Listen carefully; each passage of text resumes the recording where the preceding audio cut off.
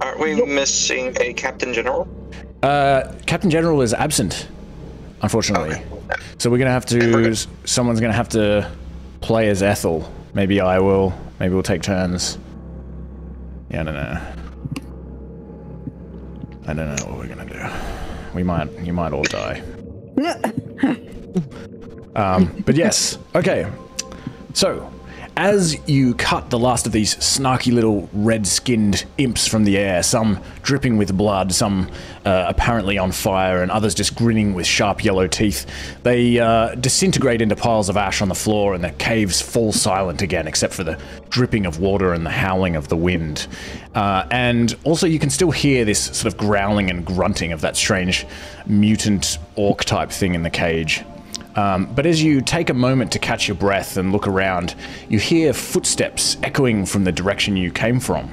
You turn back and you see two silhouettes, both of cloaked humanoid figures set against the backdrop of dim light filtering through from the entrance. You ready your weapons, preparing for another fight, squinting your eyes to see who it is, and then you recognize them. It's Gennaro and Clancy, the friendly skeleton. A day and a half ago, Gennaro sent you a message using the sending stone. He said he was feeling better and wanted to come find you.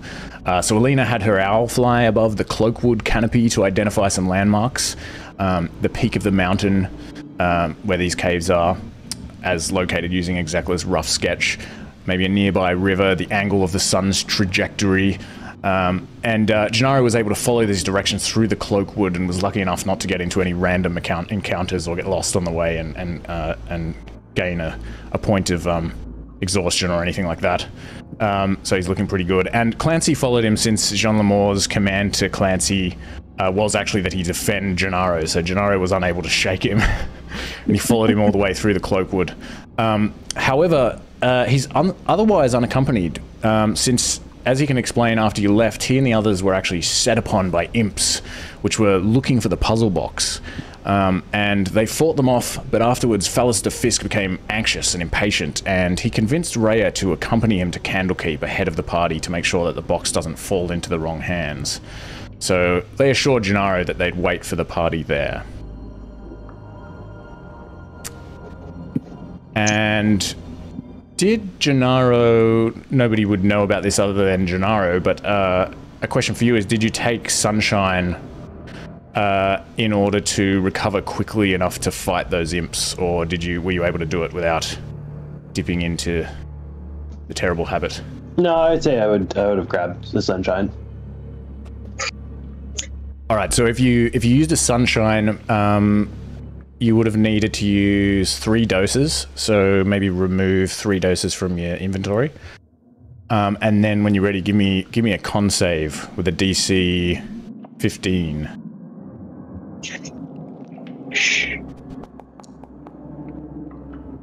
Ooh, nice. You still overcome the addiction. Ooh. So you got away with it, it my seems. blood supply now. It's just part of my natural being. Perhaps you're starting to show a little bit of gold around the edges. Yeah, I would say that my glasses are a little cracked, and so if I'll probably see some sort of yellowing through the cracks if you really look closely. I don't know how to change it to, because I have 1 point and it has in brackets 14, but I don't know how to make that like 11. Oh yeah, so if you basically go to, where is it, to the right where there's that little like edit item symbol, and click on that, and then in like under the sort of display picture for Sunshine, there's like quantity, and you can change that. Got it.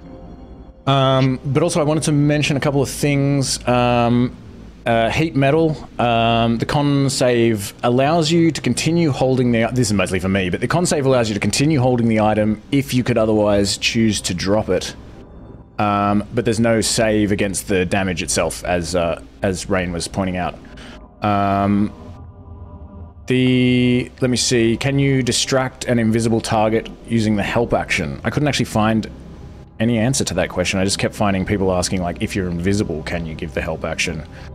So I'm just going to say yes, because I mean, like, an invisible creature can still see you, and if you sort of have an idea of where it is, you can still get up in its face. So I'm going to say that's a yes for that one. I'm going to give control of Lenari to Steph again, if that's okay with you, Steph. Of course. Okay, I think I. Question with Hank Metal. Just say you cast on a weapon and they can hold the weapon, they don't need to drop it. Does that cause disadvantage on their next attacks? If they don't drop it, then yes. Yes. Okay. Yeah. The thing that I find confusing about that spell is that it seems to be kind of like worded almost like in reverse, in the sense that it's like, my question is, like, are you allowed to still drop the weapon even if you fail the con save? Because it kind of suggests that you have to pass the con save to drop the weapon, which seems ridiculous to me. Or no, sorry, you have to fail the con save to drop the weapon. I don't know. I find it to be confusing the way that it's written. But yeah, I'll just say you can, of course, just choose to drop the weapon, but it's kind of like, if you're able to drop it, you have to pass the con save in order to continue holding it. And if you do succeed in continuing to hold it, then you have disadvantage on attacks. Which I'm pretty sure is how it was intended to be. Yeah. Also, I wanted to mention, Alina, I noticed a couple of times that I think maybe you're both disengaging and dashing as a bonus action. Which you can only do one or the other, I think. And also, I think there might be a couple of times where you were attacking with both weapons and then using cunning action to, like, disengage. Just remember that your second attack, if you're using both your knives, is the bonus action. So you have to kind of choose between doing that or using your cunning action. I didn't pick it up immediately because my rogue is a swashbuckler, which gives you, essentially, when you attack a creature, then they can't take an op attack on you. So that rogue is able to, like, run in and attack and use a bonus action and then get the fuck out of there. But yeah, I had to look through your sheet, and I don't think you should be able to do all of that, unfortunately. So yeah, you got to kind of make that choice. Okay, yeah, I didn't know. And I don't remember dashing, but that's probably just me trying to move my character and not moving her right. Yeah, maybe you just moved like an extra square or something, Yeah, which actually something that, like, I often do as well, like, because I watch this back and I'm often like, oh, I just cheated, shit. Yeah. And also, speaking of cheating, I actually, I noticed I randomly started giving too much cover to some of those large creatures. I don't know why I did that in that last session, but usually the way that I would do it is that one creature provides half cover, two creatures provide 3/4 cover, and three creatures you can't see through at all, regardless of how large they are. There were a couple of situations where people were, like, trying to shoot through those, like, through the lion and, like, the wolf and everything. Yeah, I probably was giving them too much cover. But yeah. Sorry, question. Yes. If it's one large creature, that provides full coverage? Half cover. Half cover, okay. Yeah, the rules actually are that even if there's like 10, it seems to be that even if there are 10 large creatures, it only provides half cover, but I tweaked that because I think that's a bit silly. Okay, cool. So then 2 large creatures is full cover. So one creature, regardless of how big it is, as long as it's bigger than you or the same size, provides half cover. 2 creatures, as long as it's bigger than you or the same size, provides 3/4 cover. And 3 creatures, as long as it's bigger than you or the same size, provides full cover. Oh, okay. Okay. I want to add the house rules just for reference later. Yeah. After the game. Yeah, it's probably a good idea. But yes, all right. So this cave has fallen silent, and there's this big obstruct in the middle of the room, which looks like a gate. And what do you do next? Oh, I'm sorry, but just a reference. I think at this point, I don't know when this would have kicked off, but can't say we should have returned to normal. Like, I think halfway through the fight from the previous fight. Oh, right. Because Okay. it only lasts a minute, and I don't know how long the first one was, and the walk down there and triggering the second fight. Oh, yeah, true. Probably more than like 6 rounds. That's all right. Either way, it's a lot of math. We've been caught up in a lot of shit. It's like unavoidable, probably. Like, I don't know, unless you've played for like 20 years. Like, I don't know. We're all gonna cheat once in a while accidentally. Yeah. Mon ami, are there any amongst you that need a little bit of a boost? Up to 3. Bit of a hit point boost. Hello. Yeah, Mark at this stage is going to revert back to his normal form. Okay. Did everyone get that? Mark grew to the size of the room and then shrunk back. Yeah, it looked to me like it was actually the image of the over the garden wall frog just got really big briefly. So funny. And Mark, you're probably holding your moon touch sword, I imagine, so I'll give you a little bit of... Yeah. Oh, plus I've got goggles of night as well. Oh yeah, why don't you... I would have thought I adjusted that ages ago. Maybe it was with the backtracking of character sheets. Oh, true. Okay, so what does it give you? Is it just 60? Oh, yeah, 30-30. Okay, there you go. Oh, and don't forget that you found a healing potion, a potion of healing on Execla Co. That is in the bag of holding. Yeah, Mark is definitely gonna hobble over to Jean Lemore. Come, my children. Who else? Alina? I'll go as well, yeah. Yeah, yes. Oui. And one more. We have room for one more. No? I'll take it. Okay. Hold on. Okay. Does anyone know if Ethel needs it? Oh, crap. Can I undo that? Yeah. Okay. Ethel is, she informs you that she's feeling just lovely. Great. Yeah, Ethel. Okay. Cool. So, let me roll. Normal.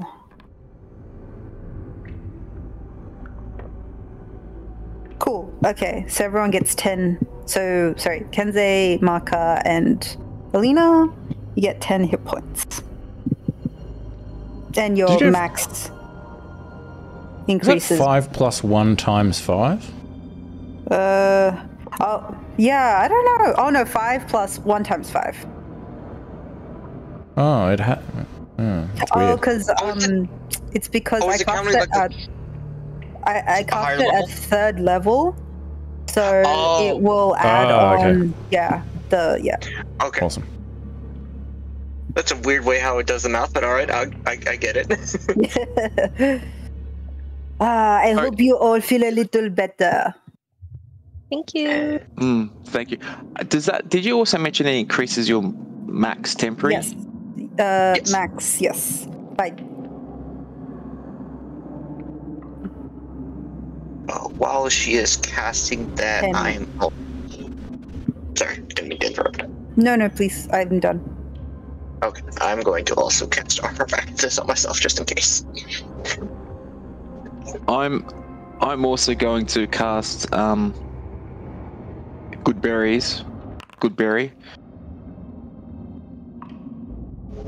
and enough of those around if anyone heals them, because a marker definitely needs some. I know, Alina, you took a fair. Yeah, I can still use some. Yeah. We'll go 5 each. Okay, sounds good.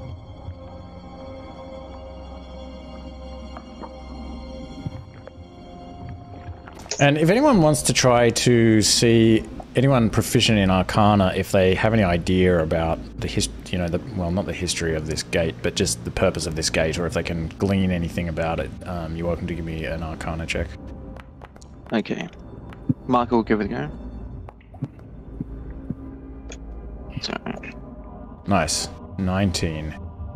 Yeah, Gennaro, you think, like, as you kind of walk in here and you see this thing and you kind of come over and have a look at it, you feel that the runes that are inscribed on it are associated somehow with Avernus, the first layer of the 9 hells of Baldur.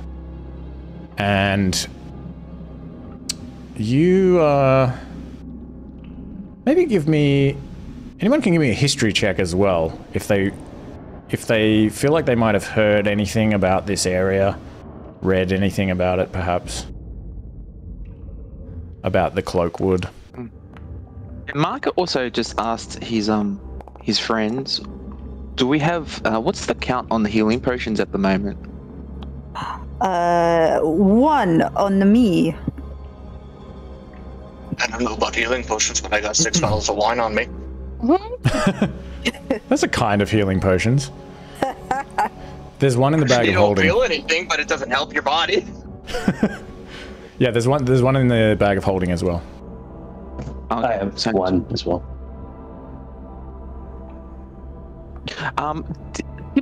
My roll didn't look like it came through. I'll try it again. Oh, I saw I got an 18 for your history check. Oh, okay. I might just refresh my screen. Nothing's rolling on my... That was happening last time as well, I think.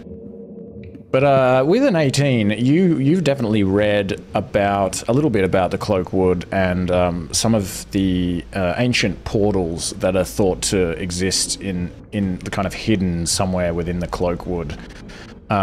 These are thought to be sort of portals that lead to other parts of the cosmos, and they're thought to have been destroyed, or at least maybe just became lost and defunct a long time ago. And you surmise that maybe the Cold Man actually established this base here in this old cave system because it had this pre-existing portal in it leading potentially to Avernus, if Gennaro kind of lets you know that it has something to do with Avernus. And you don't know, but you feel like maybe he might have reactivated it in recent times. And that it, because of its kind of proximity to the beach where the turtles are, it's kind of like in a good location because of that. You can tell that it's like a very ancient structure, but yeah, you feel like maybe it's been used recently. Yeah, I'd walk up and say hello and just not even like bring up it as new information, just be like, oh, you found a gateway of Avernus.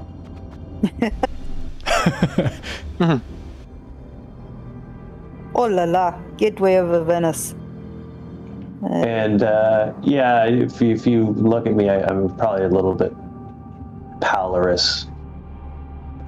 Just haven't had a good sleep in a couple days.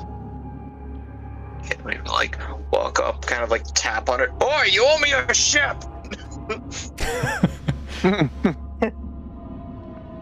It remains silent. Oh, Marco also like to remind his comrades that we've only got half an hour before the Cold Man signals the slaughter of the other turtles at the compound. Yes, we should find him and show him no mercy. I agree with John Lamar. You haven't kind of searched the area, looted the corpses or anything like that. I'll give you that hint just because we ended the session before you had a chance to do that. Just so you know. I would imagine Ethel's already looting and adding to a scimitar collection. All right, well, I'll say then that it takes you about 45 minutes to loot. No. You quickly look around this area. You don't find anything on the imps themselves, but you find 34 points of Devil's Yoke in a crate near the portals. And you find another 3 points just sort of lying on the ground nearby. By portals, I mean these things up here. You find like a crate over here. These things look very much like the circle that was drawn in the Cold Man's office in the warehouse in Baldur's Gate. Yeah.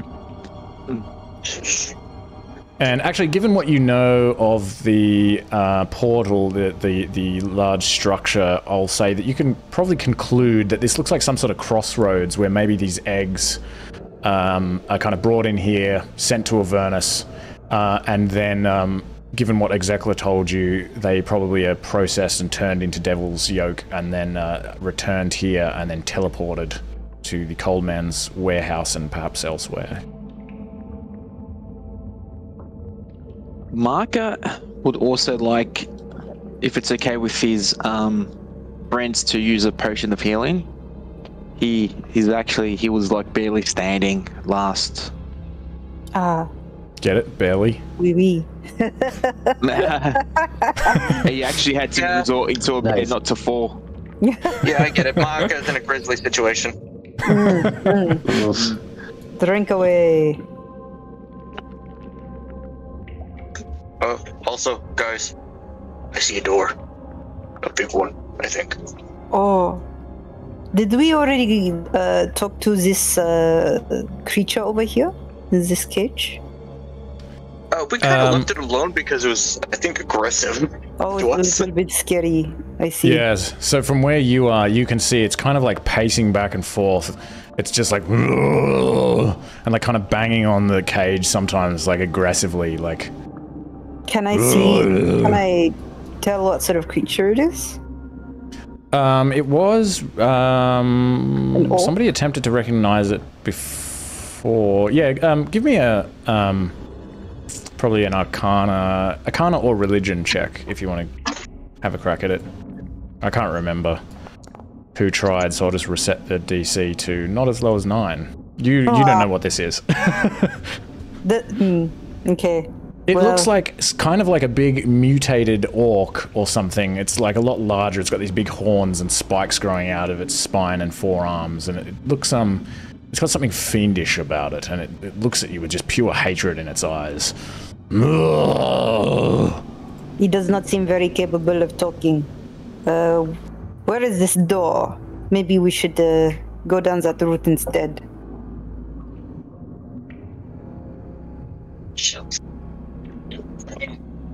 We're here. Like, come here, lads.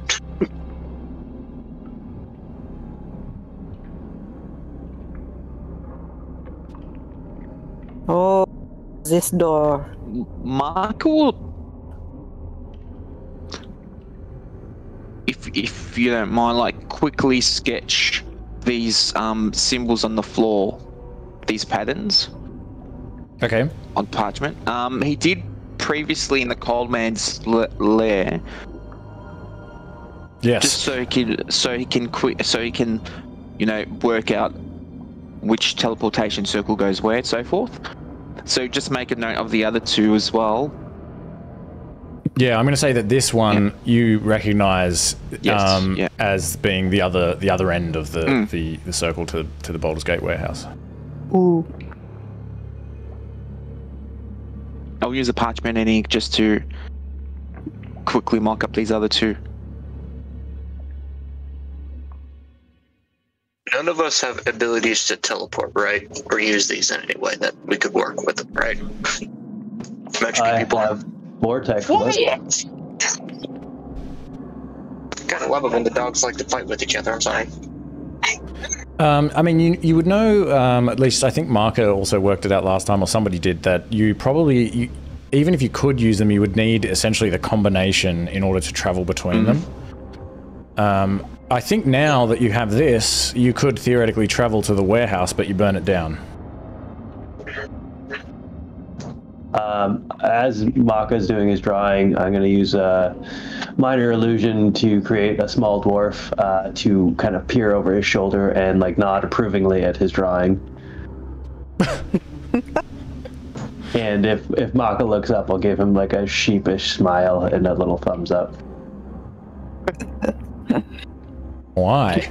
I don't get it. Oh, it was like I haven't seen everyone in a while, so I'm just trying to be like friendly, basically. It was supposed to be encouraging for his drawing and such. But why a little dwarf? 5 foot space. I didn't need someone that was full size, so figured dwarf is smaller than 5 feet.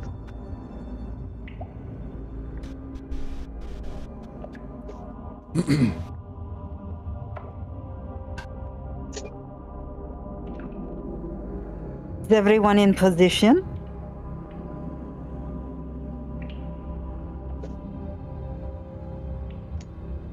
I'm as ready as I'm ever going to be. Okay. Oh, Maka. Say again? Fuck it, I knock. I kick down the door. Oh, an Ethel. An Ethel would be. Oh yeah. Oh yeah, Ethel. Does anyone want to control Ethel? It's gonna be. It'll be a little bit complicated because it's wizardy. Do you want to do it, Kenzo? Or does anyone? Sorry, I don't mean to. Nobody else is smart enough. I mean, I'll happily run Ethel if you allow me control. Okay. Were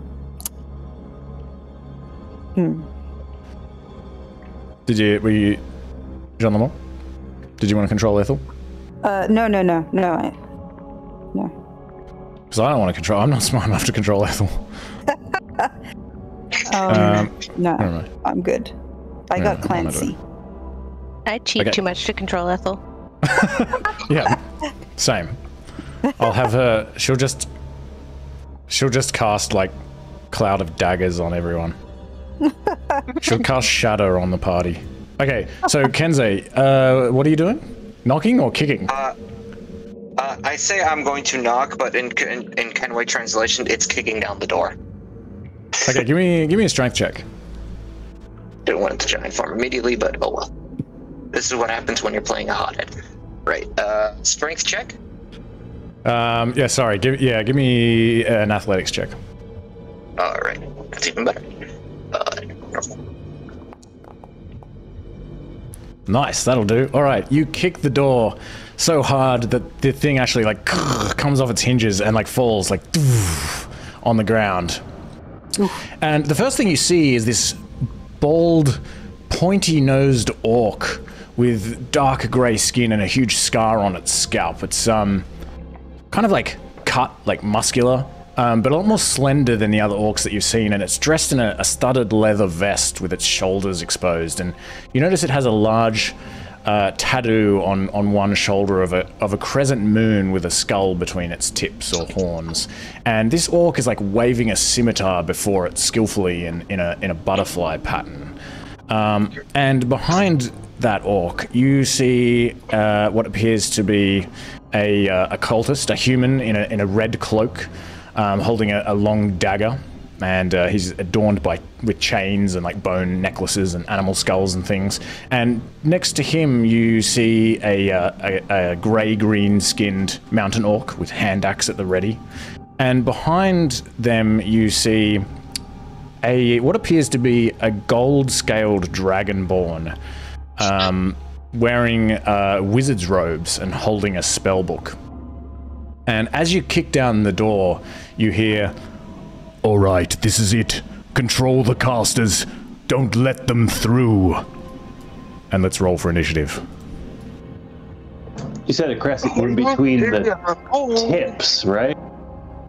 Yeah, like the skull is like between the tips or the horns of the moon, if that makes sense. Like even though it's kind of on its side. Yeah. Yeah, I thought I heard it right. It was very close to another word. A crescent moon between the tits of the... a skull between the tits of the crescent moon. It's a very creative tattoo. This orc just has boobs on the brain. He doesn't care about his religion that would require a religion check to identify. No.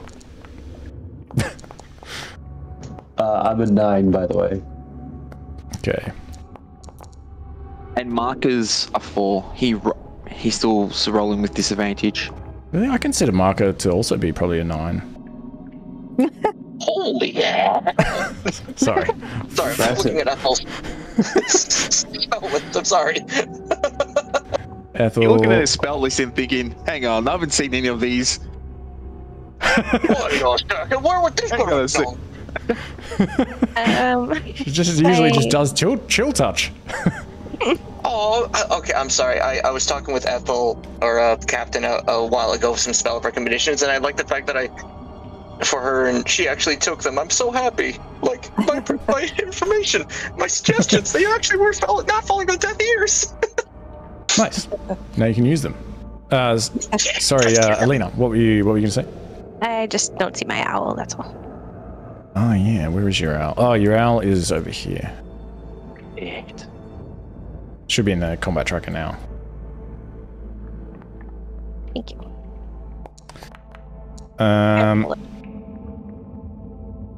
All right. Okay. So yes, you hear the unmistakable voice of the cold man saying, "Don't let them through. Control the casters." Then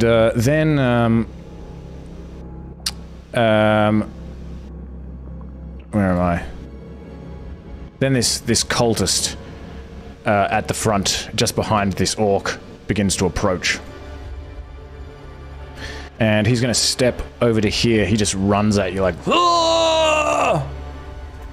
And he's got this dagger in his hand. He's going to try to stab Kenzei with it. And misses, of course. Okay. And this orc back here is going to kind of step forward a little bit, and he's going to attempt to throw his hand axe at you as well, Kenzei. You'll have some cover. He misses. Alina. Okay. If I stand here... Oh, just kidding. Here, this guy doesn't get cover, right? The one right in front of me? Yeah, I mean, I'll say you can see him. You can attack him. Okay. Maybe when Kenzei kicked the door, he kicked it so hard that, like, some of the wall also just went, like... So there's, like, a big hole there. Perfect. Okay, so I'm gonna attack with Booming Blade.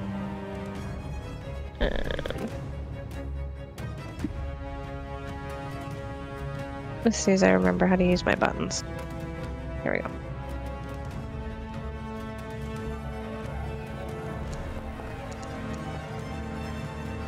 Hit. Oh.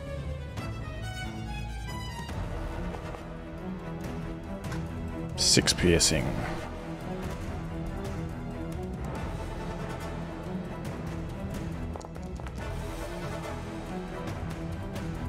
Nice. Just take him down with the sneak attack.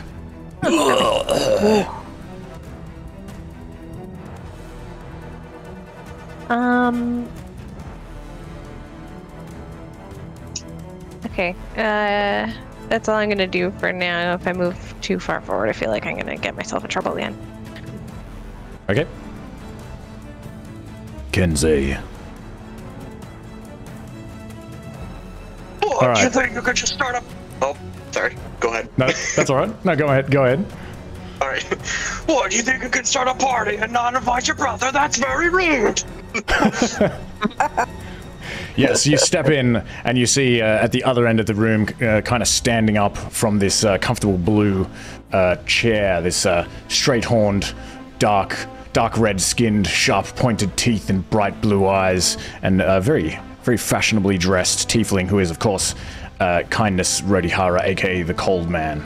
And he sees you come in, he says, "Ha ha ha ha, I see you managed to find me, Patience. And still you travel with these pitiful companions of yours. What is it you want now? Come to cry about how it was my fault you killed our mother, perhaps?" Fire in the hole! So first off, I am going to use the last and final charge of my Shield of the Hidden Lord, and I'm going to use the Fireball option. Alright, as you do that, this gold dragonborn who looks like a wizard kind of holds out his hand, the other hand that's not holding the book, and this sort of golden energy comes out of his hand, and it meets the sort of red energy that's coming out of the shield in midair, and it causes this energy to fizzle out as he counterspells the fireball from the shield. Right.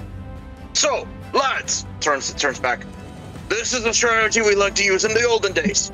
It's called Gang the Mage. Gang the Mage? Gank. Gang. Oh. Gang.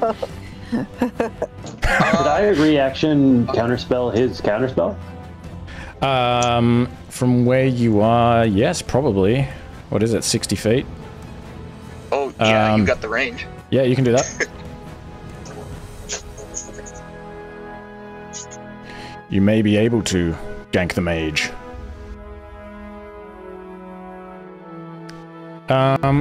Okay, Oh, and like let me dispel see. magic, sorry. Oh, that's alright.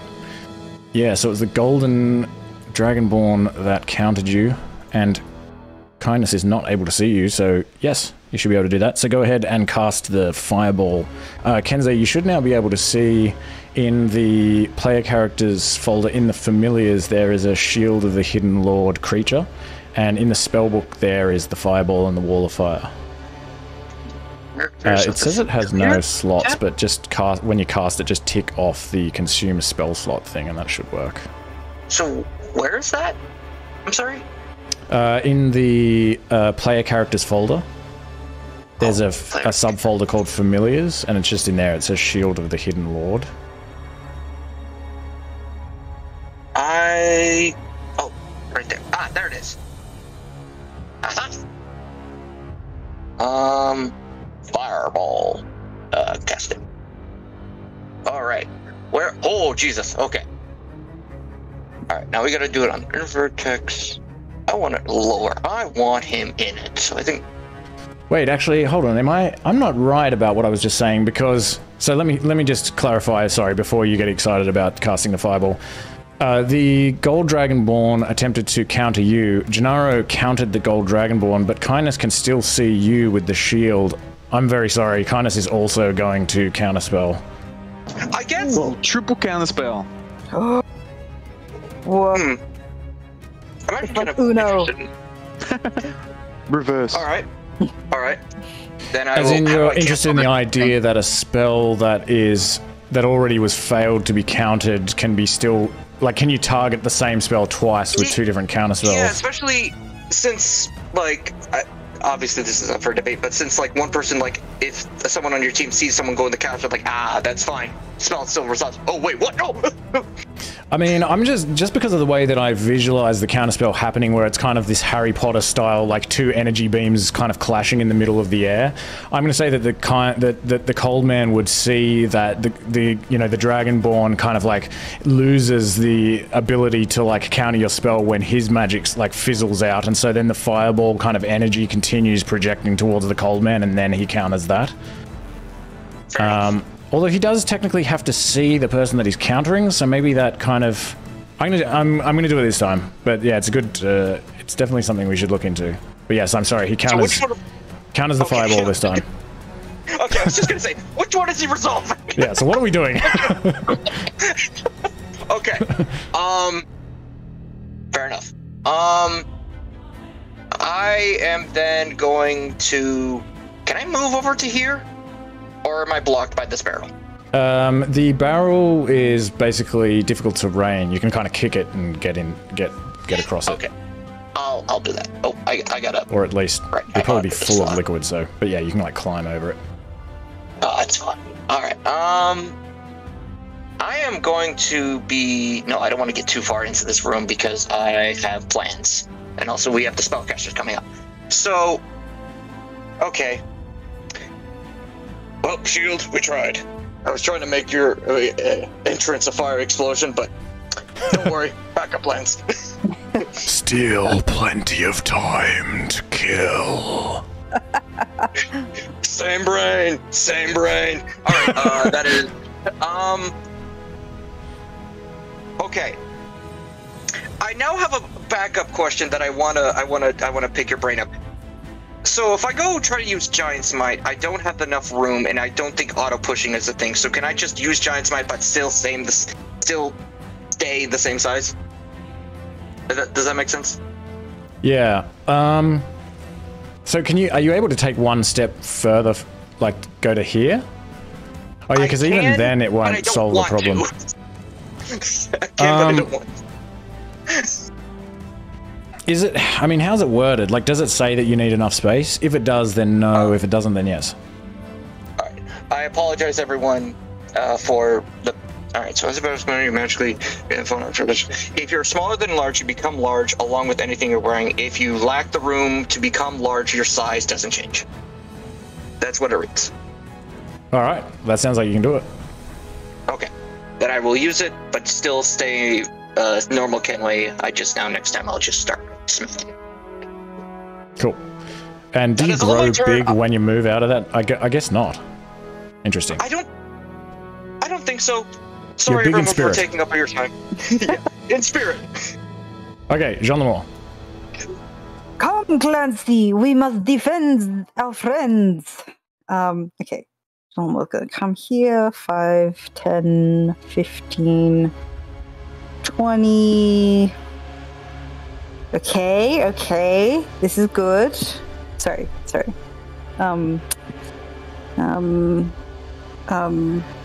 I'm gonna cast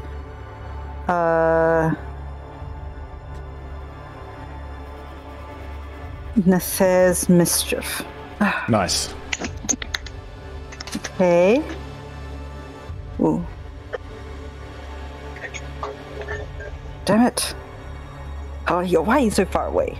Okay, I'm gonna do it to these guys. Oh, it's not on but it should get those two. And so I'm gonna,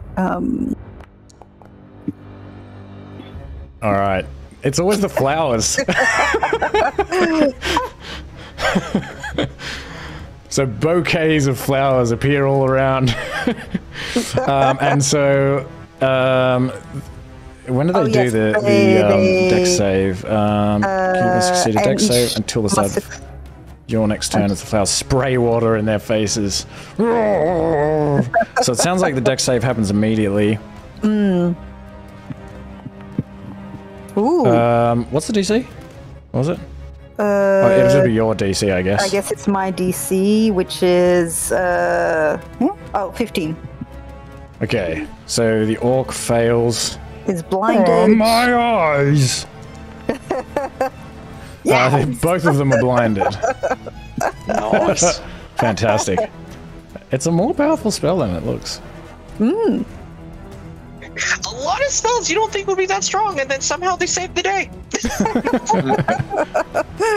I can imagine JL like bowing like a performance in all these flowers, like people throwing like bouquets of flowers. Oh, thank you, kind Thank you. That's like the joke flowers. That's the best part about this. It's like the one that spurt water. Reminds me of like an anime cutscene or like a Sailor Moon thing. Yeah, Tuxedo Man. Okay, Clancy will defend the friends.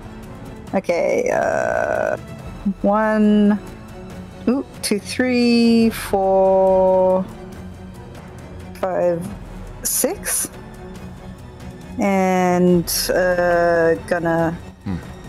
Was someone? Yeah, I was just trying to work out if really you can stand on top of that wall there. I did say it was just kind of blown open. That's fine. Fuck it. Oh, sorry, that's just sorry. No, that's all right.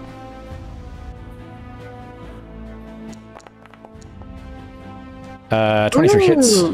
Go Clancy! Yeah. 5 damage with a short sword. Okay, yep. End turn. Okay, Gennaro. Okay, can I shoot a fireball past Clancy there, or do I have to move past him first?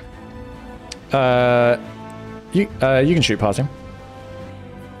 The orc would have, I think, a little bit of cover if you're shooting at the orc, or depending on what you're doing.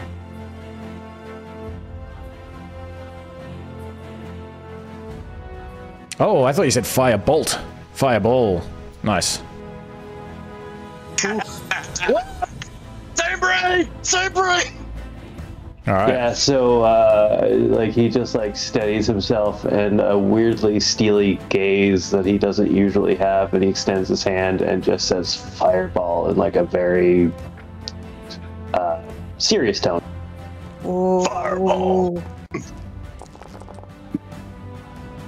Wow. Okay. I just want to know if blindness, because I just don't remember if it affects a dex save. Attack rolls against creature advantage. Okay. No, it doesn't. Okay. Okay. All right. So top to bottom. Bottom orc scout first.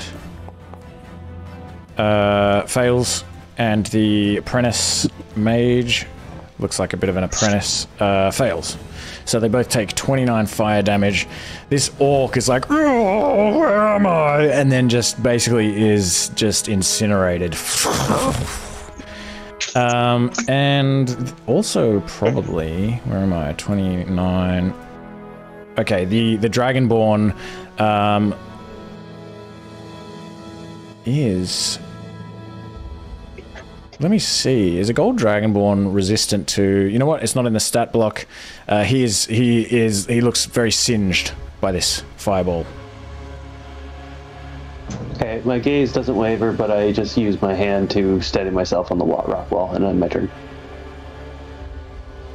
Okay, this orc is going to either attack Kenzei or Clancy.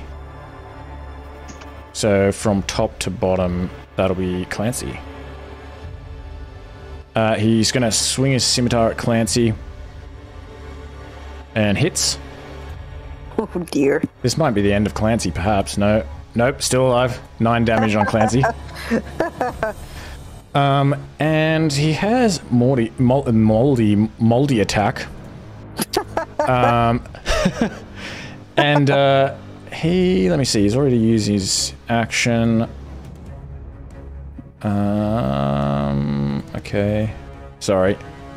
Okay. As he kind of strikes Clancy, he then turns and he's holding like what looks like a little dart in his hand, and he throws it at you, Kenzei. And even though you're distracting him in combat, he's able to attack you with this dart, throw this dart directly at your chest without being distracted by you. But it just kind of like bounces off your armor anyway. Really? All right. This apprentice is now, so it's blind until your next turn. Mm-hmm. All right. Yep. Okay. It knows where everyone is. It's going to sort of move in the direction of everyone. It's going to move over to here. And it's going to... Can't do much when it's blind. So you basically, it takes in a big breath, and it's going to basically breathe out some fire in the direction of Kenzei. Breathe Like in, this. breathe out. Wait, fire for a con? For what? That's weird. Okay. Oh, sorry, yes. Just give a con save for fire. That's funny. No, give me a dex save. I modified it, so I probably just forgot about that. Yeah, give me a dex save. I mean, okay. I should have been. I'm sorry. I should not have been playing at all. No, you probably shouldn't have, but no, you're right. It should be dex. Damn it, my callouts are against me. All right, so throw. Normal. I don't know. Okay. So you take 13 fire damage as it just kind of blindly stumbles up here, but knowing where you were and knowing where its ally was, it just like... So I'm resisted, so I will take half. Awesome. And thankfully, Armor Vagabond is still up. Apply half damage. Okay, Lenari. Alright. She's just gonna move up over here to see what's going on, and without clogging up the room too much, cast Eldritch Blast at the one right in front here. This one? Yes. Okay.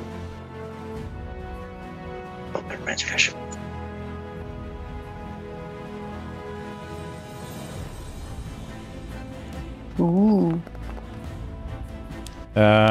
Miss. Okay. Yeah, you find it hard to kind of like fire over Clancy at that point, and you sort of it kind of like burns up just above Clancy's head on the ceiling of the caves. Hey.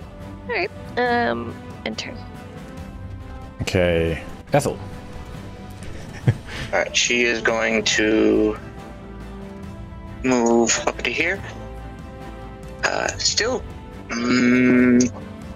can't see the person, so that I really want to hit, but that's whatsoever.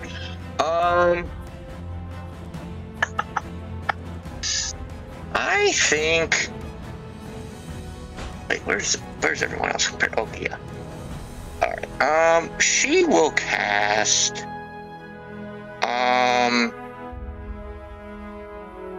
Oh, what does she want to cast? You know what? I'll say for the time being, she will cast a chill touch against the person to believe some sort of apprentice-y person feeling insulted that there's another person in this fight. All right. I guess, I don't know. All right. So chill touch. Blind get advantage, correct? Yes. Yep. All right, but they might have some cover. So let's see if this works. Nice. That definitely works. Woo! Oh.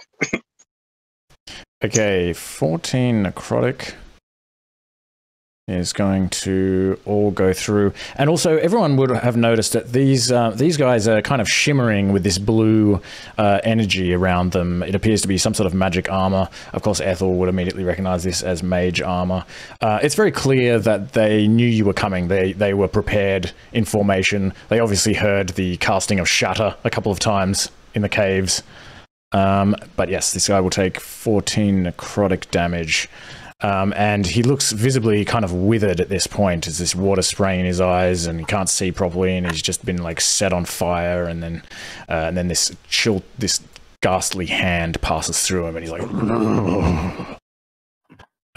okay. And then she'll. Also, and then she'll back up and that'll. Okay. All right. At this point, you hear kindness say, "Poor little brother, you've always been so weak. It didn't take much to threaten Ronan into telling me all about how you absorbed that fire giant artifact and gained those silly rune powers. But without those, you could have never made it this far, and even so, they will not be enough to defeat me." And he jumps up over this table and jumps down here and runs over to here, kind of pushes past the couch, being careful to avoid this area here that's full of flowers blowing water everywhere. 5, 10, 15, 20, 25, 30. And he lifts both of his hands beside him, palms facing up, and begins mumbling these arcane words as he begins to cast a spell. Does anyone have a reaction?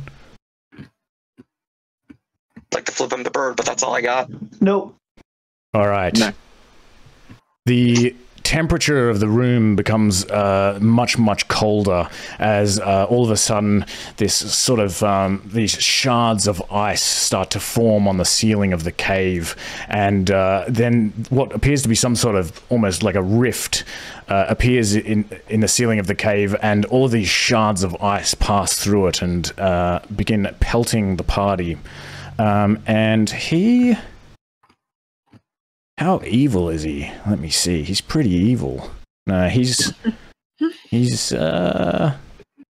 trying to determine whether or not he's gonna like fire on his own allies. I'm gonna say that fuck it, he is evil. So he's gonna cast it there. So everyone within that area, give me a dex save. Shit. And this orc will also give a dex save. And fails the dex save. Right, I gotta do one for her too.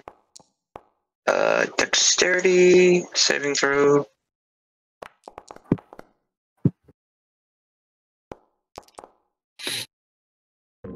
What's the DC? So the DC is 15, and anyone who is under 15, including that orc, takes 20 bludgeoning and cold damage. Alright. Okay, so 7 was the bludgeoning, cold is this 13, so that would be rounded down to 6, so I will take 13 damage total. Pass take 0 or half? Pass is take half. Oh. I will just... So I will apply... Whoop, fuck.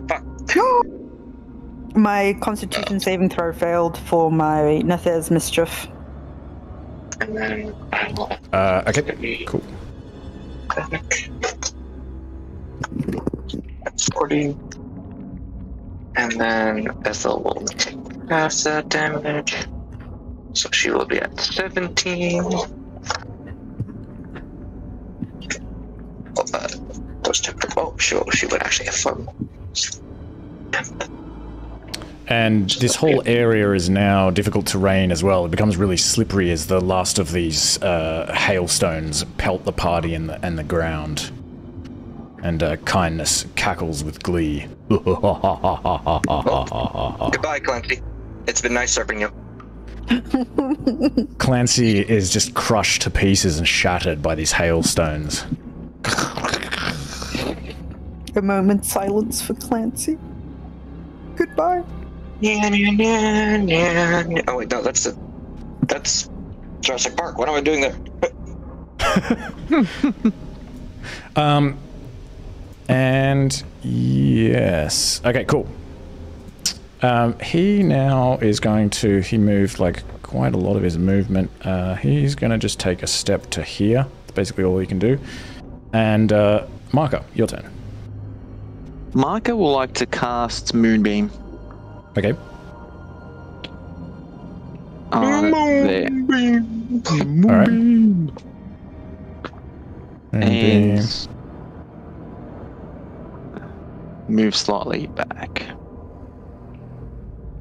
Okay.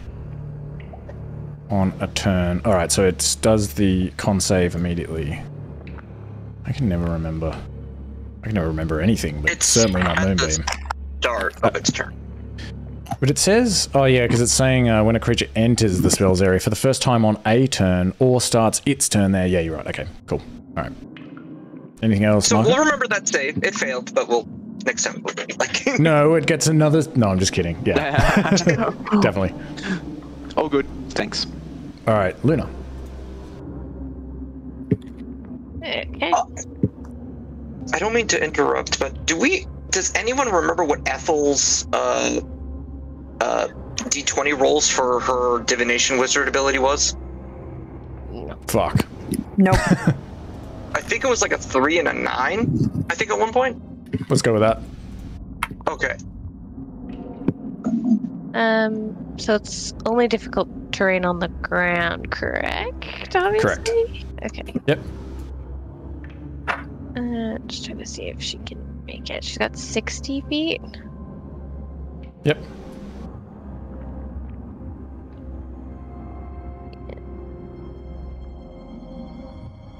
Ish. Yeah, so 55 Yeah, that's to there. 55. It won't let her go through there. Yeah. That's what I was thinking too. Okay, I'm just gonna move her up to like this corner of the wall and turn for now. Okay. Cool. Alright. Alina.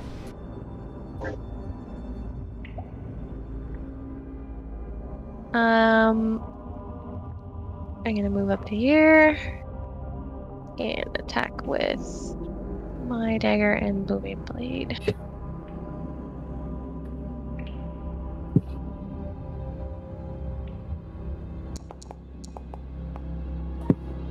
Miss. Dang. And then, I'm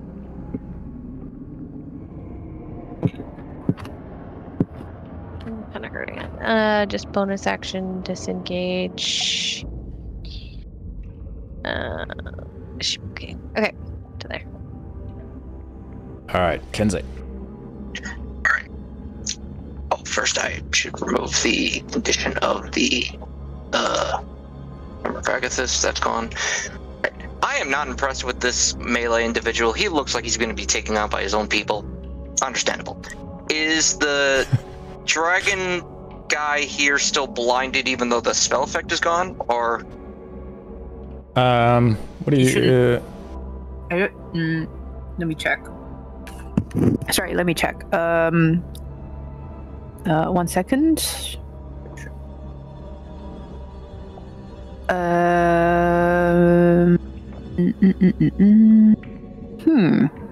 It doesn't sorry for asking say. questions that hold this up. I'm sorry, everyone. Until the okay. start of my next turn. Right, or be So it blinded should- until the start of your next turn as the flowers spray water in their faces. I guess it would have stopped. What does it say? Okay, able to determine the magic effect produced and roll again at the start of each turn until the spell ends. You move. Okay, so it doesn't roll. Determine the magical effect produced. I'm going to say because it's a magical effect that's being produced that the water. Oh, it's pretty wormy. I don't know. He's blind. He's blind until the start of Jean Lamour's next turn. Okay. Let's see. Yeah. I don't know. All right. I am going forward, and I'm going to hit him with an attack. Okay. All right. Because, like I said, gank the mage. Got to get them out of the way. All right. And he's blind, so I have an advantage. Cool. I think a 21 hits. 21 hits. Okay. No, I don't want to use that set just yet. All right. So 12 bludgeoning. Ugh. So I can't be bothered narrating. Fair enough. Reminds me of the old Batman show. All right. We'll hit him again. Kablam! Do it again. Do it again. 12, so after you hit him the first time, he's able to sort of dodge out of your way when you try to hit him again. He kind of takes a step back and you miss him. All right. Let's see. How do I want to do this? All right. I am going to.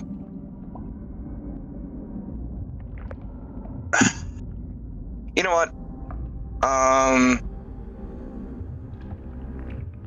Oh, sorry, I didn't mean to ping. So if I step into here, do I have to face the effect of the moonbeam, or am I out of that range if I go through there? Let me just consult my handout, because I can never remember. What the fuck? Isn't it more than 50% of the square? If it takes, and you have to end your turn there as well. For moonbeam. I have to end my turn there? I thought I had to enter. Yeah. So for the circle, the Foundry Circle is correct, so you will not be affected by it there anyway. Alright. You know what? Balls to the wall. So yeah, I think it's 50%. 5, 10. He would get an attack of opportunity. This guy, if he wants to. Yep. Scimitar. Oop. Oh, okay. Miss. I will run past the mage. I do not care for him. So 5, 10. Okay, he is holding a quarterstaff. He's going to take a... Well, oh no, he can't. He's blind. Doesn't matter. Never mind. Yeah. And so I am going to be move to the side here. Okay. Kind of like squaring up to him. And that's it. That's all I got. Okay. As you reach that position, the cold man yells out to somebody. He sees you coming.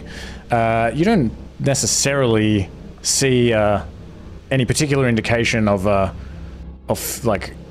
emotional reaction necessarily, but he kind of turns in your direction and yells out towards this door, "Belazara, get out here now!" And as he says this, the door swings open, and a naked tiefling female with bright red skin, wild long black hair, and brutal-looking bull-like horns crashes out from the door at this end of the room, wielding a massive greatsword. She lets out an insane scream, and you see that the skin all over her body is cluttered with golden veins. She's missing one eye, while the other eye is entirely golden in color and shining with a bright golden light. And she begins charging towards you with froth foaming at her mouth, completely out of her mind in a pure frenzy. So I'll add her to the initiative tracker. Well, I guess one thing, too. My brother definitely knows how to distract me. What was her name? What do you call out? Belazara. Got it. Cool.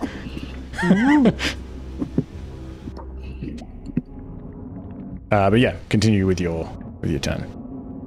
That's it. That's all I got. That was it. All right. Jean Lemore. Okay, and this guy is no longer blinded. Okay. Oh shit.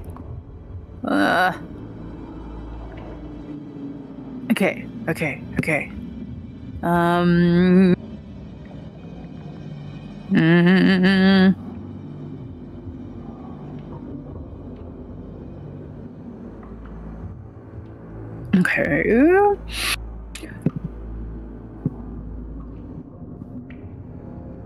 I will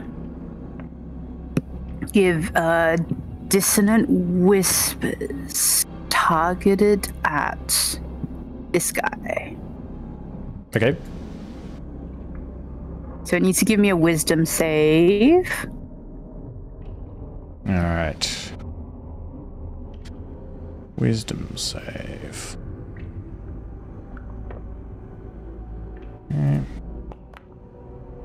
No! But you still have to take half damage, so let me roll the damage. Okay.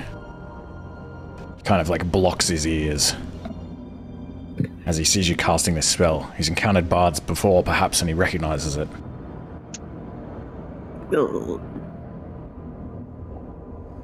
Okay, and then I'll move back a little bit. And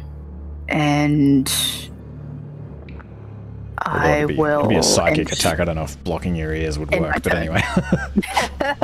Scream into his head. Okay. He steals his resolve. And turn. Gennaro. Sorry for talking over you. No, it's fine. Alright, I'm going to use a sorcery.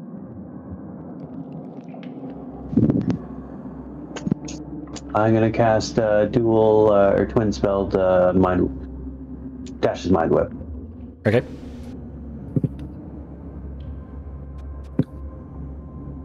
So one will be the rampaging creature with the golden veins. All right. The other will be the guy closest to us, the unknown creature with Sorry, I'm trying to find how the definitions are. Oh, I didn't mean to do that. Sorry, I was trying to pull it up. Trying to find. All right, a couple of intelligence saves. I'll go from the top to the bottom. Sorry, are you doing something, Kenzo? I was trying to find Ethel's thing to see there it is pointed if it has a range. Okay. Yeah, Ethel that has clear sight of a new encounter of a kind of someone that's big, strong, and mean. We're just gonna make that intelligence save a 3. We're gonna use that potent. That sounds good. Okay, and Belazara will make the other save. DC 16. Okay, she fails. Oh, that's the one I was doing the 3-4. Oh, she can't see Belazara. The woman. Oh, she can see Belazara. Okay. Yeah. So Belazara fails. The Gold Dragonborn apprentice will make the intelligence save. Fails as well. Are we good with 14 damage for both? Oh yeah, okay, 14 damage. Okay. Describe for me the death of the golden Dragonborn. Basically just like an intense reaching of the fingers and then a squeeze and then just basically a gasp of air as he just a little bit of light into his eyes and then puffed out as he crumples to the ground. Nice.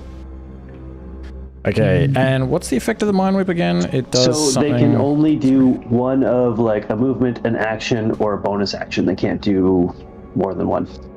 Cool. Okay. Okay, this guy is going to... Let me see. He's going to come at you all. And this is difficult terrain, so 5, 10, 15, 20. He's going to attack... let me see. He's a maniac. He's going to actually take another step and step into here and kind of take you all on. He like spits some blood on the ground as he's like swinging his sword wildly, and he's going to attack Jean Lemore. Uh-oh. So he attacks you with his scimitar. 16 hits. Okay. And then he is going to throw a dart at either Gennaro or Ethel. And it's going to be Gennaro.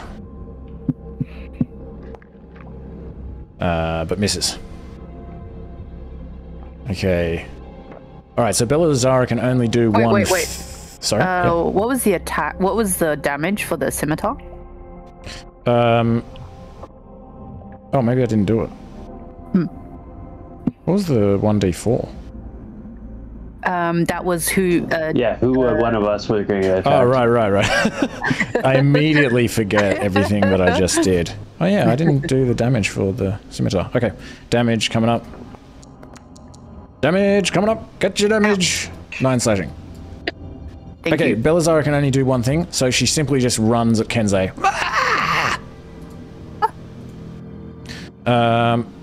And yes. Okay, Lenari. Well, we're gonna attack this idiot, I guess. So rapier and then multi-attack I think I can do, correct, afterwards? And she's got booming blade, so I'll do it on the first one. Sweet. That's a hit. Perfect.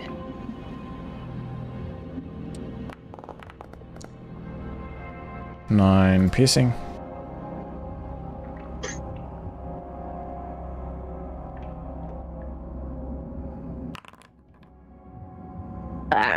Wait a minute.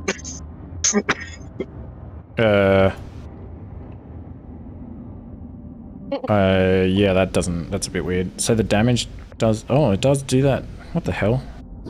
Why is like booming blade always problematic? Just hit the versatile button and we'll just take the first 8.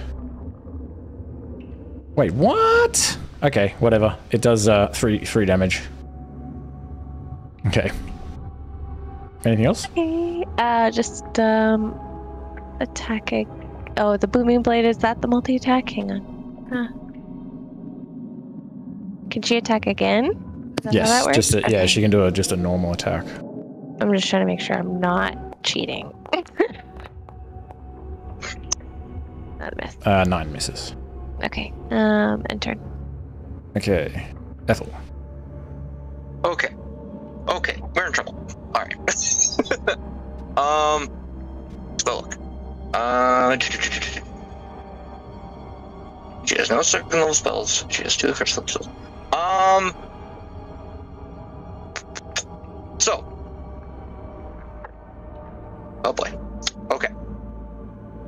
She is going to cast.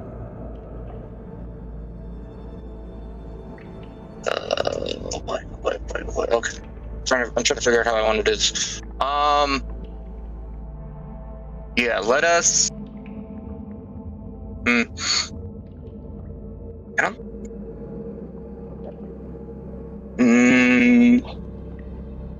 No, that sucks. All right. Shit, everyone's around him.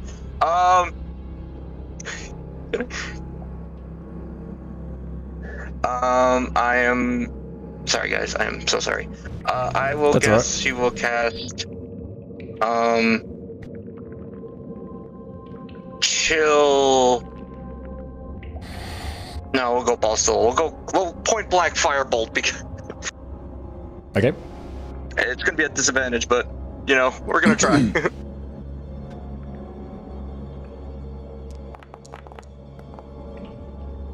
Hit. Nice. Cool.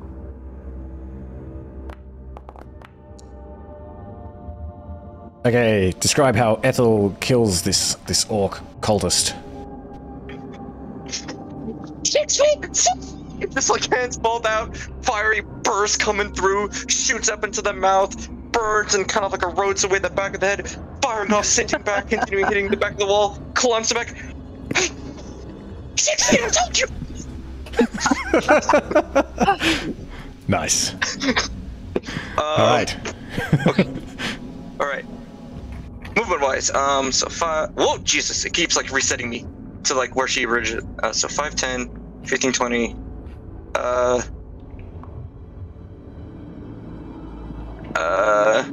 You know, she's gonna move out of the way. She's gonna go like right there. Okay. She's gonna move a little bit closer and let everyone else go on her turn. Then she maybe apply some covering fire. I don't know. That's it. All right. Kindness kind of gives you a grin as he dexterously like steps over to here. He says, "Ha! Even if you kill me, brother, Levistus and Bell will simply recruit others to build more turtle farms now that I've perfected the method. You'll never be able to find them all. You'd have to destroy Bell's factories and they're out of reach in Avernus." And as he says this, he holds out his hands, palms facing in your direction, like a sort of a Hadouken kind of formation. And these little sparks of kind of frost form in the air around his hands as this energy, this blue energy builds up. And the energy becomes blinding. It practically blinds you, and then it forms into this big spray of freezing cold magical energy as this cone of cold blasts out of his hands directly into your face. So give me a con save. Alright. This is for the money, because even with the resistances, with the amount of health I have left, I don't think I'm going to be making it. Yeah, this might hurt. A lot. Yes! Oh. Nice. Alright. Okay. Does this tower have to take a quarter of damage? Is that how that works? Yeah, because I'm resistant and saved, so... Does it stack like that? Yeah, I mean, I guess so. Alright, well, take a quarter of 27. Quite a whiff. Oh, fuck, man. That's good. You're not down. Yeah, so 27 halved would be... 14. Like 20, like 13, and then halved of 13 would be 6. Oh. Yep. Fuck, quick math. The least damage cone of cold spell that I've ever done, I think. Cool. Okay, he then... Oh, never bothered me anyway, brother. He looks visibly disappointed at the result of that. And... a lot of people. And I guess he doesn't do anything else. Yeah.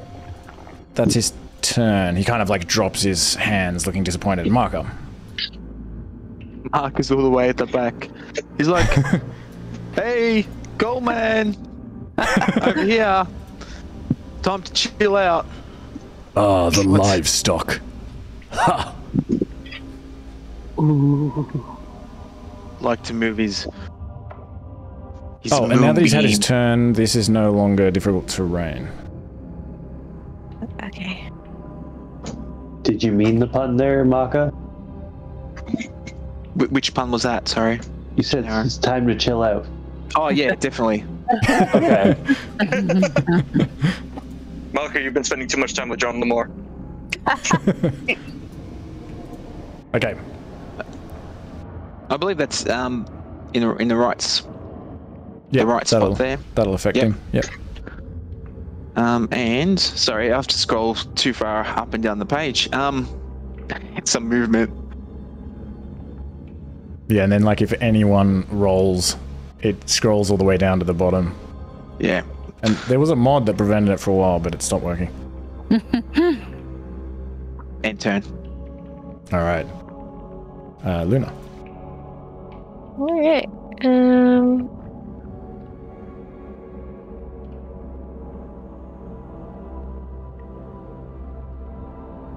I have a feeling if I fly her in here, you're gonna kill her. Alright.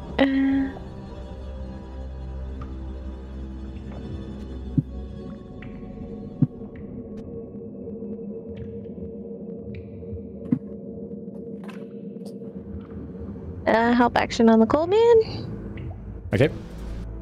And I think I went, what was it, like 35?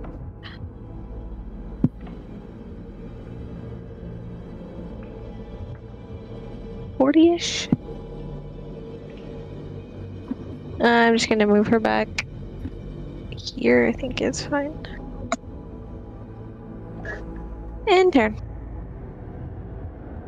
Okay. Alina. Okay. I'm gonna move up. Excuse me, Ethel.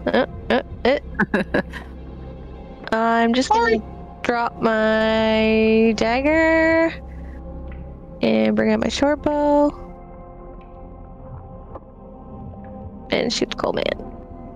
All right. With advantage. Can you use yeah. your own help action? Right, yep.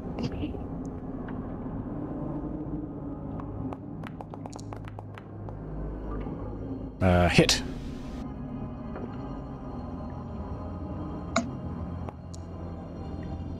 Nice. 10 piercing. And you can do sneak if you wish. Oh, okay. Yeah. I do not wish. Yeah, I'll pass next. Feel free to kill my brother. I have no qualms with this whatsoever. Checking.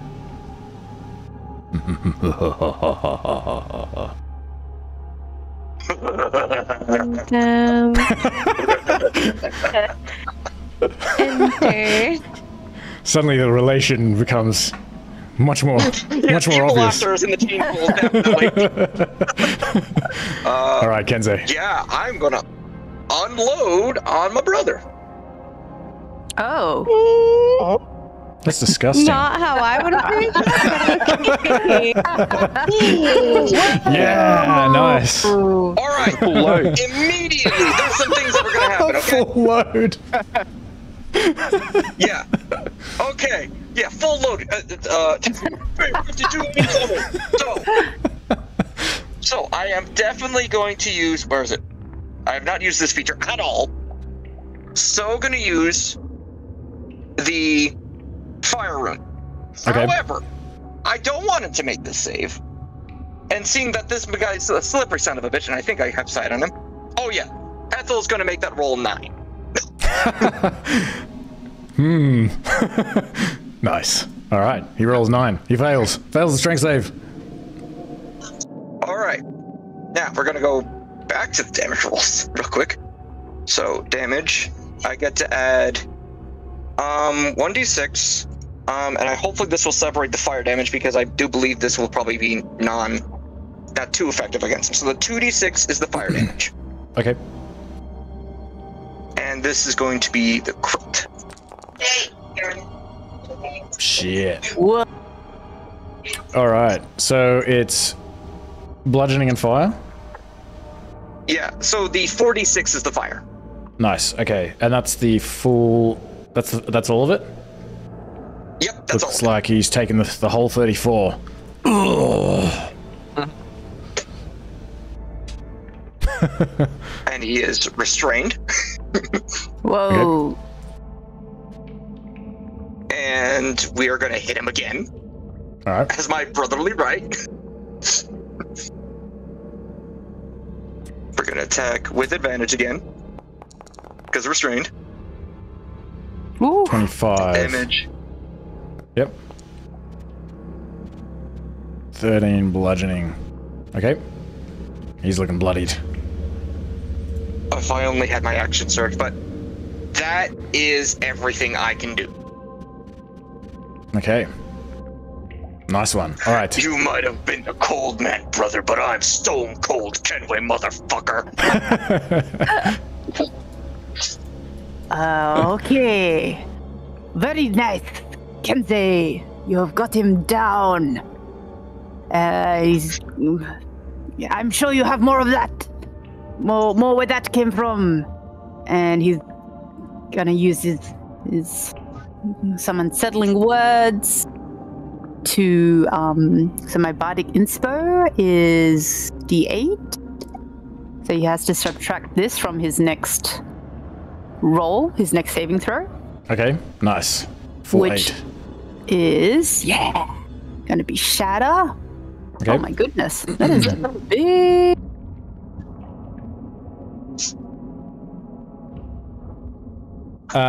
He is going to counterspell that. Okay, I see. Does counterspell have somatic components to that? Restrain doesn't stop you from moving your arms, though, does it?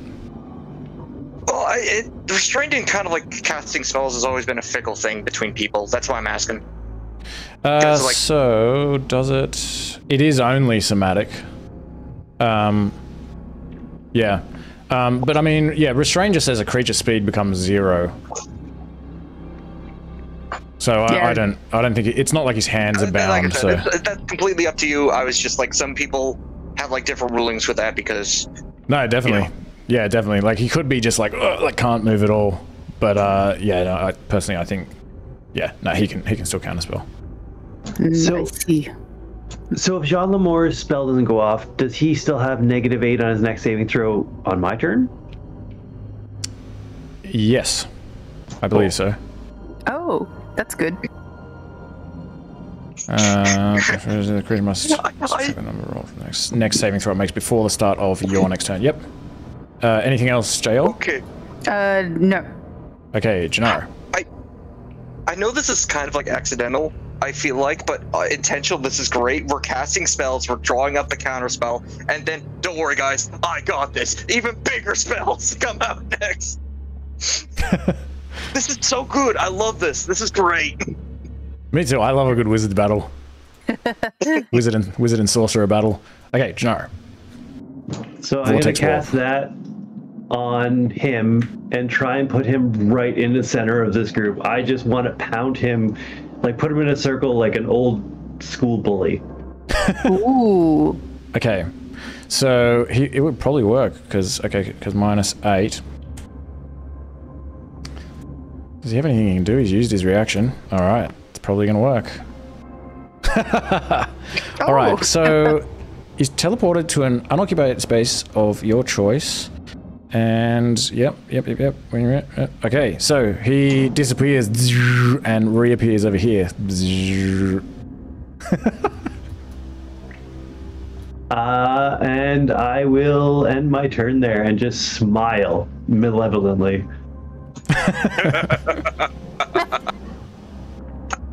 Okay. Belazara is going to... What is she going to do? She's just going to swing at you. She's like frothing at the mouth with her greatsword. Just like lets out a shrill scream. And actually, she's going to have advantage when she does that. That's the same roll. Misses anyway. And she got multi-attack, so she's going to follow up with another one, also with advantage. Yep. Ooh. And nice. Okay. Crits for 22 slashing damage. Yep. Yeah. No, this is completely fair. Okay, Lanari. And the circle of bullies begins. Yeah. Alright. So we're gonna multi-attack and start with the rapier and booming blade. Not that he's gonna move very far, I don't think. How long does the restrained last? The 18 hits. Right, It's restrained up to a minute. At the start of his turn, he takes another 2d6 fire, and then at the end of his turn, he makes a strength saving throw against my DC, which is 14. Okay. Sorry, Lanari. Just maybe just do one attack at a time. So the 18 attack that hits, and that was the damage roll is 11. Restrained was Oh, advantage. I see. Okay, gotcha. Yeah. Sorry. Gotcha. That's all right. I wasn't paying attention.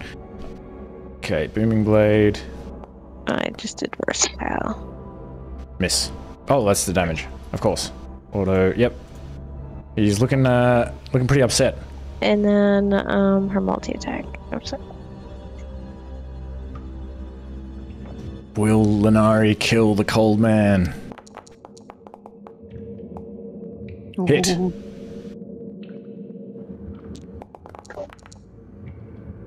13. Whoa. Alright. Ethel. So since she hears your reaction, she goes like, please don't think, remember 6 feet, and just backs up a little bit. Yep. And she is so gonna cast, Chill Wait, Touch hold at on. advantage. So he already used his reaction. What did he use it for again? Oh, that's right, the counterspell. Cool. Counterspell. Okay, chill Yep. touch. Yep. At advantage. At advantage because he's restrained. 25 hits. 8 necrotic. Whoa. He's just hanging on. That's it. Okay. Alright. Start of his turn. Oh, start of his turn he takes the damage. Yep, 2 fire. Wait, why? Oh, 2 fire. 1 spell. Alright. Oh, cold I clicked man. Ethel. I should have clicked. Sorry. This fire damage. Describe what it okay, this fire damage, basically Ethel has just like hit him. He's been teleported over here. He's looking confused. Ethel like hits him with this necrotic ghastly hand, and then at the beginning of his turn he like begins to cast a spell, and he kind of like looks over past Gennaro, and you think he's probably like anyone who knows anything about Arcana or has like seen like Gennaro cast like Misty Step, you think that he is about to Misty Step somewhere.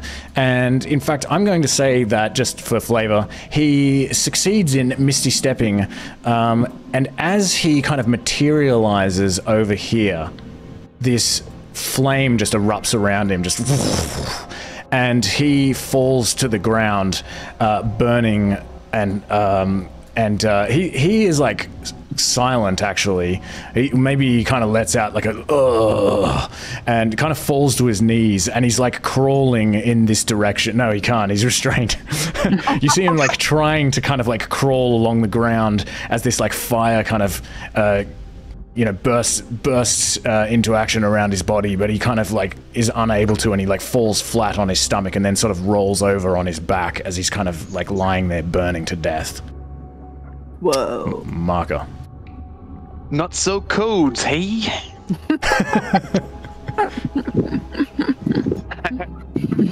Anybody got a light? Also, at that moment, like Belazara, who can kind of like, she can like see up the corridor, she like lets out like a cry of like sorrow and rage.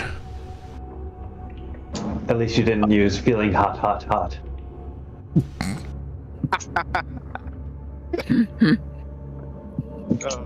I'd just like to move the moonbeam there and then turn. Alright, Luna. Help action on whatever this girl, naked woman with frothiness. Okay, Elena.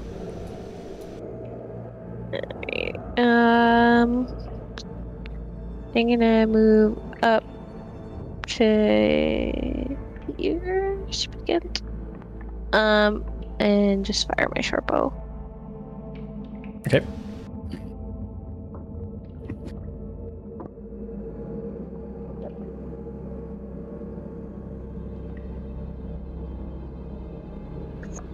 With advantage. Sweet. Nice.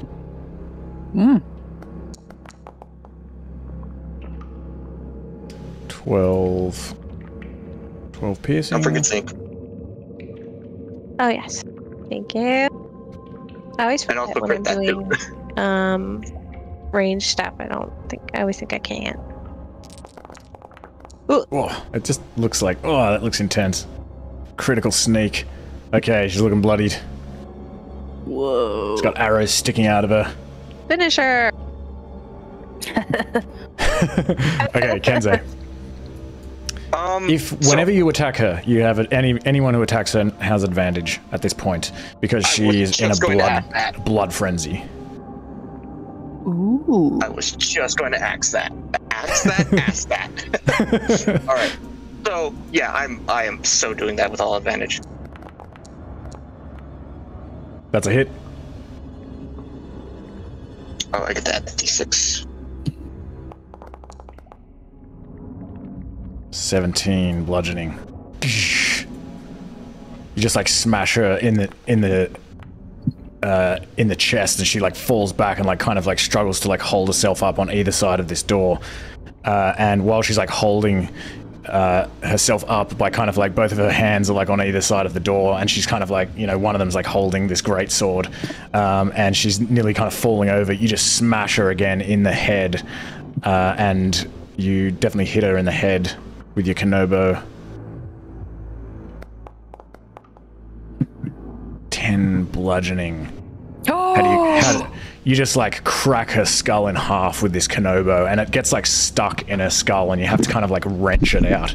The spikes are like stuck in there, and she's kind of like screaming and like carrying on and like frothing at the mouth, and like continues to scream as you like try to like wrench the Kenobo free from her head, and she kind of like is pulled towards you, still connected to this Kenobo, and you put your foot on her shoulder and like wrench it out, and she's like still screaming as all of this blood is like pouring out of her face, and she just like collapses face first on your shoe, and all this blood just starts like spreading out onto the ground as she finally goes silent. Whoa.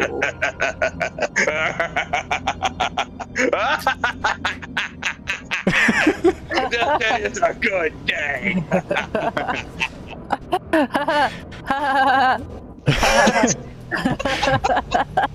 And the Gennaro and Lenari and Jean Lamore and probably everyone, you turn as you hear the cold man lying on the ground. He's not dead. He's like coughing and spluttering blood.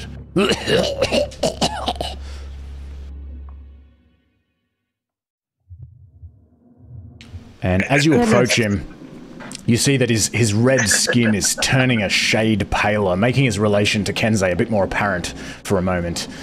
His bright blue eyes are flitting around wildly, and for the first time you feel that you can detect fear in his eyes. And he reaches out to Kensei as Kensei approaches. And you almost think that you can see something almost like regret in his eyes for a second, but then he grins with bloodied fangs and he says, "Deep down, you've always known the truth, Patience, that you were the one responsible for killing our mother, not I. Somewhere inside, you saw through my lies, but you wanted to feel the power just as I did, only you were too weak and too stupid to admit it. You've always been weak, and now you've given away your last chance at real power, and chosen this turtle over your own bloodline. You've doomed yourself to wander the fugue plane or become a lemure at best, but I will give you no second thought while I reign in Stygia with Levistus. You will all get what's coming to you soon enough." And so Kensei and Marka, what do you do at this point? It's just been having this like bloodied grin, almost mimicking very eerily, kind of like to Cold Man's, just dragging the Kanabo, dragging it, scratching it, grinding against the kind of like the stone hallway. And as he gets to the foot, and he's like, "Had you fun with your last dying words? Good." And he kind of like just takes the Kanabo and just kind of like holds it sort of like about to in like a kind of like, it looks like the blunt end on the bottom. It's just going to slam it on his skull. as he's doing that, Marka actually wants to like snap at him with his like turtle mouth, like from that emotional damage that he had as a child, that Kensei mentioned, that is the incident with the other turtles growing up. So, like, as he dies, he, like, sees this, like, snapping turtle, and it just reminds him of this kind of deep-seated fear he has. Yeah. And then just at that moment, his skull is crushed by the Kanabo. And as he dies before you, you have but a moment to catch your breath when suddenly this strange vibration begins rising around you throughout these caves. And as this kind of energy begins to increase, and you hear some, you know, pebbles and small rocks falling from the ceiling and hitting the floor. The shield that you're holding, Kensei, it begins to speak. There's a sound of a tone of urgency in its voice, and it says, "Quick, I implore you, hide me, please. You must hide me." Hold on, Maka. Kind of like gets behind Maka. I will explain later. Please, you will regret it if you do not do as I say. I kind of gets behind Maka. Maka holds still. Kind of like puts the shield on the back of his like shell, puts some cloth over it. I hope that works. And I just sort of like lean on the back of Maka's like shoulder. Also at this point, kind of like actually leaning, not playing, but actually leaning. I was like, oh, that seems like a 12 hit points. Mark is like, what about the bag of holding? Do you want to put in the bag of holding? Better idea. I take the shield out, put the bag in holding. Hold your breath. Isn't there a potion in the bag of holding? Is it even going to fit in the bag of holding? There's basically, it can only hold another like 20 pounds. Wait, how much did the shield weigh? I think I think like 5. I think it was I like actually 5 did pounds. like write it on it somewhere. Inventory. Where is it? It's at 6 pounds for Shield of the Hidden Lord. Nice. So you can do that. You can fit it in there. Alright, good thinking, Maka. Oh, she's okay. Alright, so you throw the shield in the bag of holding, and as the cold man's life drains away and he dies, this inexplicable vibration that's begun building in the room continues to grow, getting louder and louder as the walls begin to shake.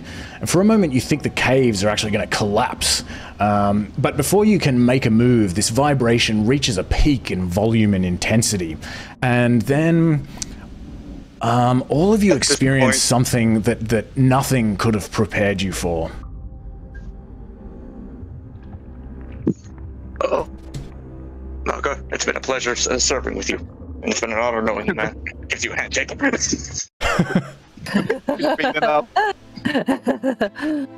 Suddenly, time seems to slow to a crawl, and the vibration, apparently at its peak, climaxes in an explosion of energy, producing what you can only rationalize as being a visual hallucination. Everything around you changes color, like you're seeing it through a lens of gold, white, and red. Wisps of radiant energy flicker off every object as the whole place appears to catch on fire. And you realize that through this filter you can actually perceive what must be the cold man's soul. It's a swirling blue mist emerging from his corpse in slow motion. And then out of nowhere, a sphere of pure white energy appears around the soul, forcing it to swim around slowly in the sphere like it's trapped and can't escape. And a moment later you see a being appear before you. At first it's an indistinct humanoid, like a luminous spirit, surrounded by flames. But as you watch, it becomes clearer. You see a towering man of at least 12 feet, wreathed in light and dressed in shining plate mail stained a dusky purple. He's helmless, so his face is visible, and he looks to you like a battle-hardened veteran of war, with long grey-white hair, a square jaw, and striking deep blue eyes. He begins to speak in a stern voice that echoes so powerfully that it seems to shake the essence of reality itself, reverberating in your head like the deep hum of planets turning and tectonic plates crashing together. His words are accompanied by mental images of battles being fought in strange lands, between unknown peoples, courageous feats of combat and self-sacrifice, and altruistic acts of duty, loyalty, and obedience. It's enough to make your eyes fill with tears, and he says, "Listen, you all. With the slaying of this servant of Levistus and Bel, you prove you have great potential. A catastrophe unfolds which has left me in dire need, and though I could look on you seldom, what I have witnessed shows you may be both capable and motivated to provide aid. Therefore, I tell you now, it is true that Elturel yet survives, but it hangs in the balance between salvation and doom. The insidious pact known as the Creed Resolute was made on behalf of the people without their knowledge. Thus it is unjust, an infringement of an ancient agreement, and I, Torm, the true, the loyal Fury, am all that stands in its way. Ordinarily, I could wield no influence in Avernus, but my connection to the city allows me to slow its decline, although it takes every drop of my power. Still, gods and angels insist none should intervene. Thus I make my appeal to Primus alone, and dare act no further, else risk the verdict. But perhaps you, mortals, free of divine constraints, may go to Elturel of your own accord, and seek a way to save it. There must be some way to break Zariel's hold, or at least buy my people time while I argue their case, for they are assailed by the forces of evil, and may die before they can be acquitted. And then he turns his head and he looks directly at Kensei. Kensei Kenway, you have long been a lawbreaker. No stranger to greed or corruption, and unlike your companions, you are not motivated to protect Elturel except by violence. But the choice to reject your brother's offer of power may be minted as a symbol of honor. It marks a way of righteous vengeance, and could fuel a noble warpath towards the triumph of good over evil. Yet only if you embrace it. And so I offer you a chance to right the wrongs of your past, to redeem yourself, not only for the acts you committed as an outlaw, but for your regrets as a son.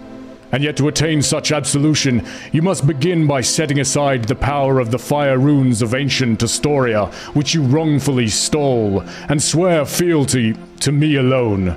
Will you do as I charge? I'd be a fool if I said no. I did want that. Good. Then so it shall be. Yet I do not intend to leave you disendowed and vulnerable in the face of such a quest. No, indeed. And so I hereby bind this hateful soul here to your service. And he points at the cold man's soul still flying around in the radiant sphere. For he is in your debt for the evil he has done you, so say I. Therefore, as divine punishment, his very life force will exist henceforth to do as you command, and I shall deny him the capacity to fulfill his commitment to Levistus. Such is my protest against the breaking of the decree of Primus. Use this soul for the benefit of your companions and the people of Elturel. Turn evil to good, turn from the pirate, and become the warrior. And then he looks between each of the other members of the party. All of you will remember that the lives of those sworn to Elturel are in peril, so do not falter. Here I have strengthened your company, and though you each carry your own burdens and temptations, and he glances at Gennaro when he says the word temptations, and fears to overcome, you must remain strong and true, for Primus has ruled in favor of Asmodeus before, so you may be our last hope. Now go. Your way to Avernus lies in Candlekeep. You are on the right path. And with that, the god of duty and loyalty fades from view, and the world around you returns to normality. Oh, Okay. I feel touched by a beautiful power. Oh, Adrian, my original plans for what we're discussing are way worse than what you just did. This is great. Thank you. So here is the new Kensei. he looks like the old Kensei. He appears very similar, but he is completely restored in health as well. Whoa. And I will say that the cold man, as you look over to him, is now hovering there, a sort of a spectre. Ooh. And Kensei, you should be able to control this. Oh no, you can't. But I'll give you control over this. I also spectral... can't access the character sheet as well. Yeah. Okay, it should work now. I'm a bit scared of him. There we go. After everything that we've been through, Mark is like, fuck, we're stuck with him now.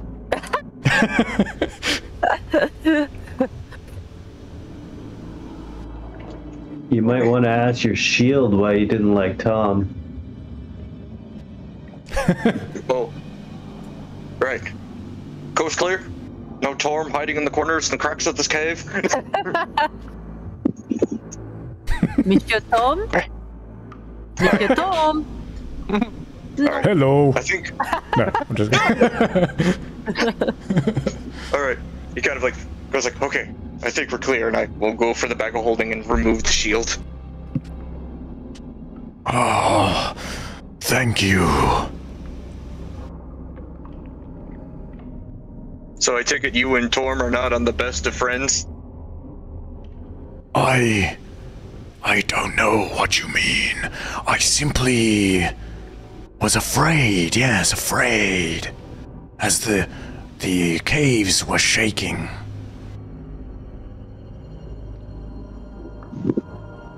I do not know if Okay, I fair. trust this shield. I No. think he is You're very not wrong yet. suspicious. No, you can trust me. You promise you are not evil? I promise. I am an angel. If only you would set me free, you would learn the truth of my power, my terrible might.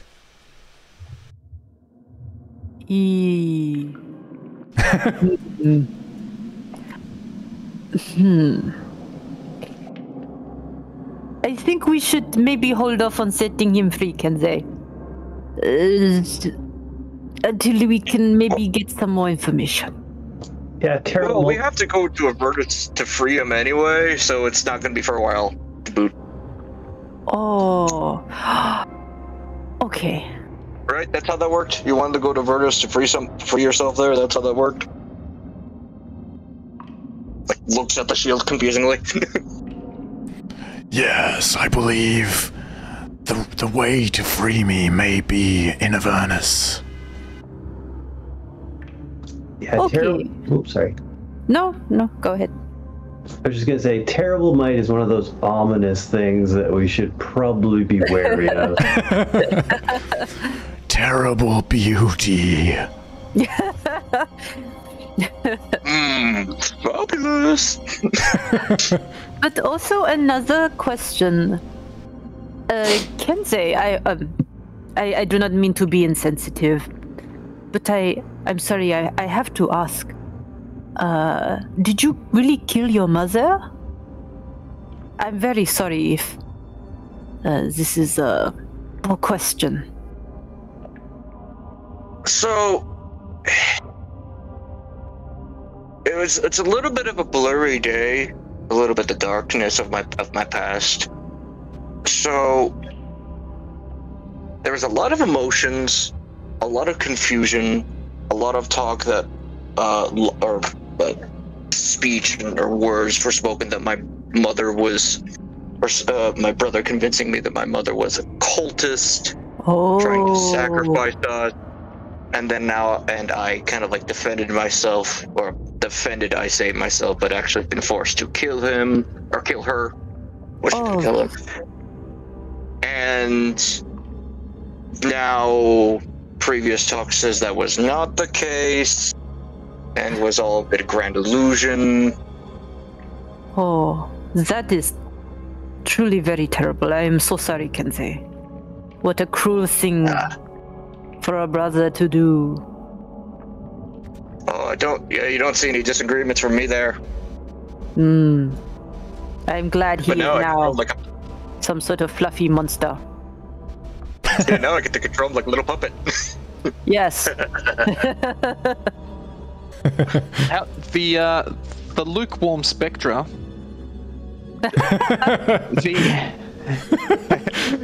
The lukewarm. Yeah. Enzo, do you know if he knows information that the coal man's still possessed? Like, we're still on a time frame. We've only got half an hour to stop the slaughter. So if oh shit, right. So yeah, if we know which, I would say by now it is 12. okay. Sorry. That's okay. It's But still I mean, you wouldn't spot- know exactly what time it is, but you would have No. a feeling that, like, yeah. It's getting very close. Yeah. Yep. That we're waiting for the cold man signal to start the slaughter. So maybe we could stick to the original. I know one of the plans was Ethel to look like the cold man, to project the vision and hold off the massacre. If Luke here can tell us which teleportation circle to use, or holographic circle.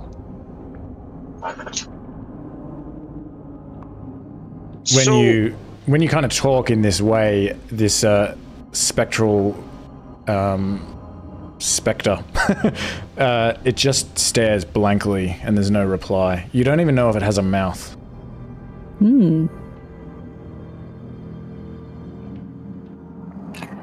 Is there anything on these circles that could give a clue? What sort of thing would you look for? A little picture of a turtle, or some sort of pictogram. Can I read these runes? You can. I'll say without an Arcana check that you can tell that these runes, they don't seem to be a language, at least not one that you recognize. That you would think that, and Marker could probably tell you as well, that he believes these are sort of magical runes, not really a language. Okay. So I still can't say or like move them. I can only like do like the like measuring tool. I can only control the echo. Okay, hold on. But I'm going to go over and kind of like loot the bodies as I try to figure out how to do this projectile image. That's magic stuff. I can't do that. Well, only so much. Okay, should be able to use it now. Kenzie. There we go. Cool. Yeah. Awesome.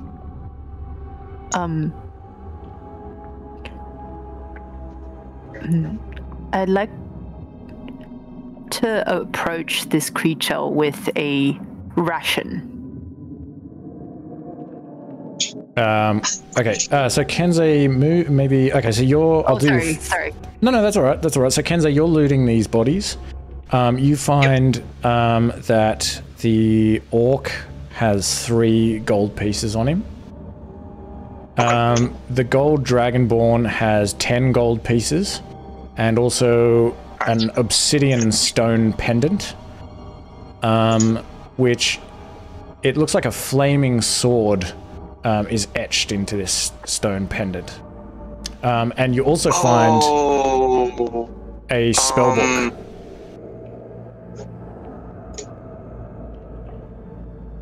Hold on, I'm sorry. It's just like I have to now copy all the inventory that I had down on the previous character because it didn't transfer over. Yeah, that's alright. Don't worry about that now. I'll do that for you later. Okay. I will just add in the previous gold into the old character sheet, and then that way we don't get confused on who has how much. That makes sense? Yeah, that makes sense. Okay. I'll move So Kenzie 13 down gold. so he's easier to access both of them. Okay. So 3 gold from the orc. So 3 gold from the orc, 10 gold from the gold dragonborn, and an obsidian stone pendant, which you can give me an intelligence check if you want to see if you can work out how valuable it is. And it has a flaming sword etched into it, and you can give me an arcana or a religion check if you want to try to work out what that means. And he also has a spell book. I'll try the intelligence check to see how valued it is first. Okay. This is going to be my realm of expertise.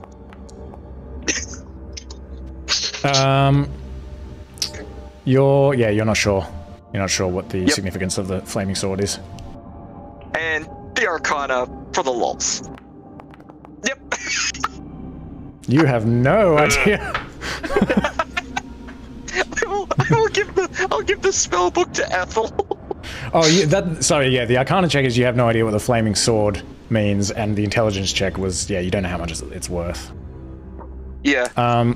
You also find lying around this house, kind of on the stone and on the tables and stuff, you find 12 rations. Okay. So when Kenway moves all the way down here, you see the Coldman Specker disappears. Because it now leaves his range. Okay. Or his radius. Because it only has so much of a range that it has before it disappears out of touch. And now I gotta go back to this character sheet. And 12 rations, correct? Yes, 12 rations. Okay. Oh boy, alright. Okay, and Jean Lemore, how do you kind of present this ration to this thing?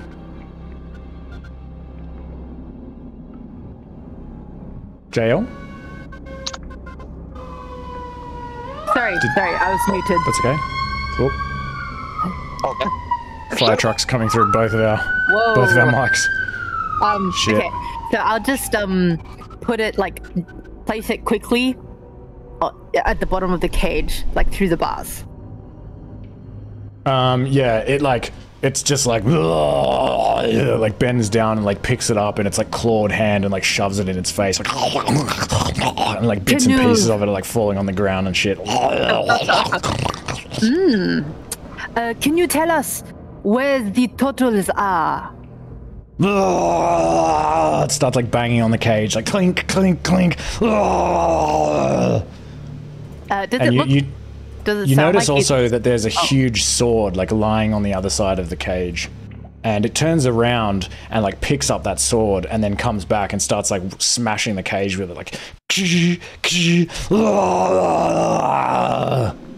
I'm going to run away now.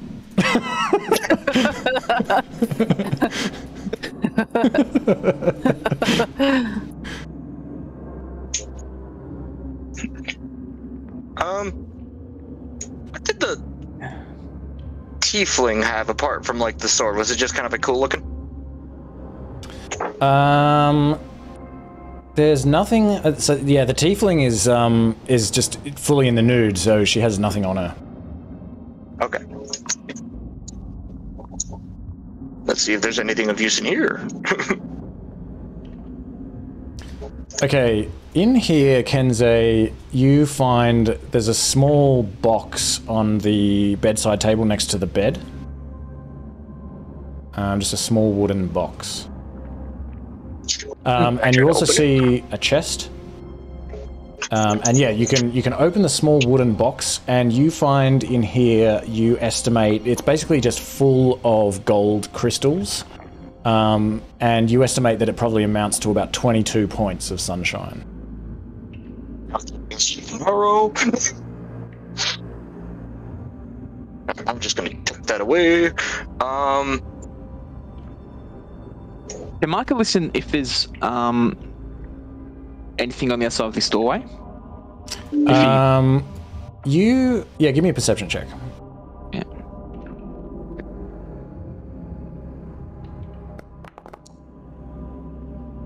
You can hear what sounds like drops of water dropping into a body of water, but you don't hear anything else. Okay. Can I check the door for any carvings, ruins, traps before I attempt to open the door? Yeah, give me a perception check. I might use this one as well. Okay. While he's checking for the door, I'd like to check the chest. All right.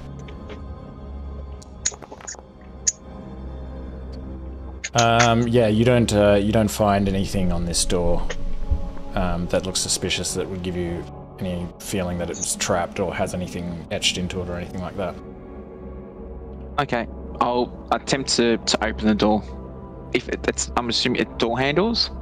Yeah, just one brass door handle, and you can swing it open, and you see in here what looks like a restroom.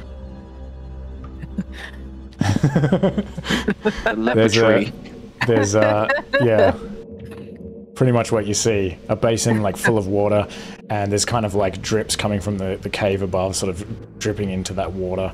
And you see this toilet here, and you also see that there's Give me a well, you already did 28 perception. You can see that there's like behind the toilet, there's this kind of pipe running from the toilet into the side of what must be the mountain, and you think that you can see like a little bit of light there, and you think that the light is actually leading to the outside of the mountain, and you feel like potentially maybe a very tiny creature could sneak through this crack and out into the sort of near where the cave mouth is. Okay.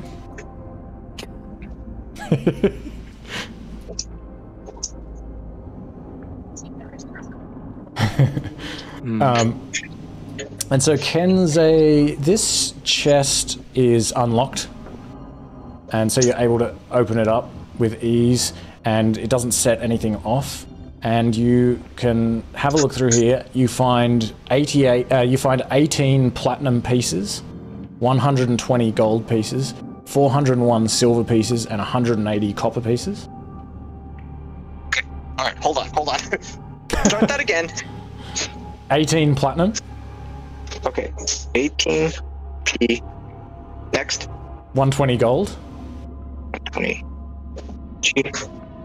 Next. 401 silver. 180 copper pieces. Damn. And it's got like a big old lock on it, but you see like the key is just sitting on this bedside table next to you. You also find in here a potion of greater healing. Ooh. And you also find a blue spell book with a symbol of a block of ice with a sword passing through it on the front. And you can flip through here and you see a bunch of gobbledygook to you. Alright. Another spellbook for Ethel! Yeah, well, seeing as Cap's not here, I'll kind of basically the spells are all the spells that the Cold Man has, and the other one is all the spells that the Gold Dragonboard had. Ooh. Ooh.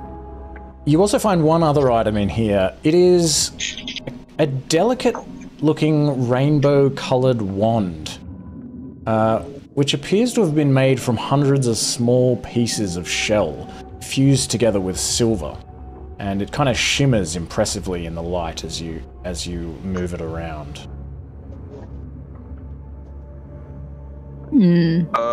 Ethel, we got something you need to look at.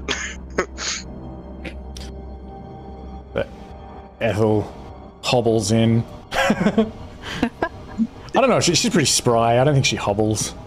We'll have to ask. Yeah. We'll have to ask later if she hobbles. She moves in the way that you are used to seeing Ethel move.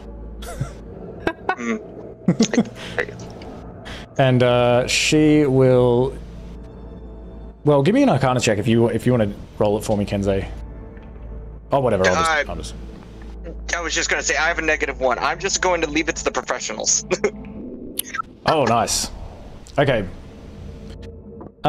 She thinks that this is. She kind of looks at it, listens to it, shakes it around a little bit, kind of has a think about it. She thinks that this is made out of abalone shell, and that it's some kind of a wand.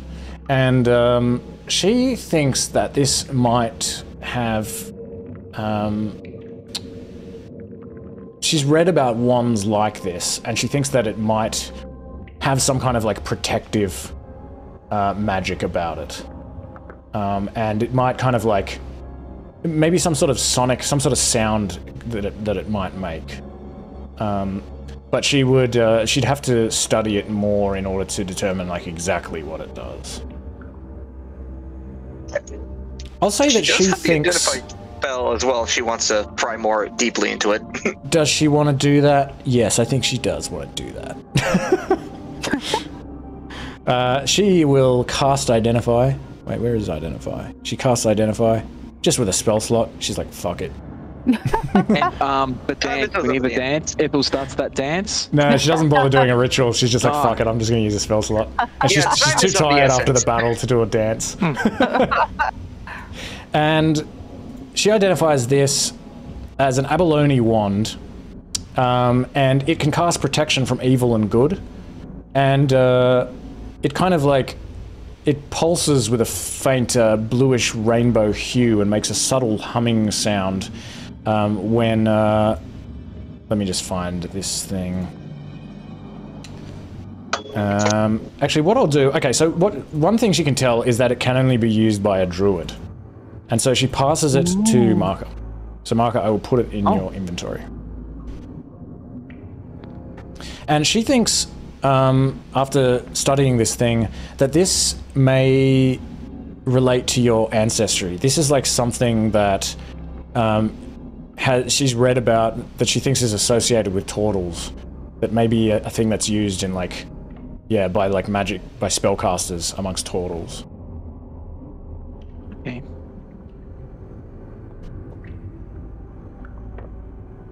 I delicately, sorry, I accept it and tuck it away within my shell.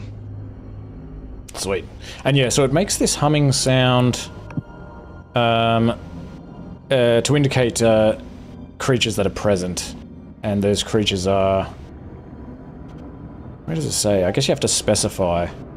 Oh, right, so aberrations, celestials, constructs, elementals, fae, fiends, or undead within 60 feet of you. Ooh, it seems pretty useful.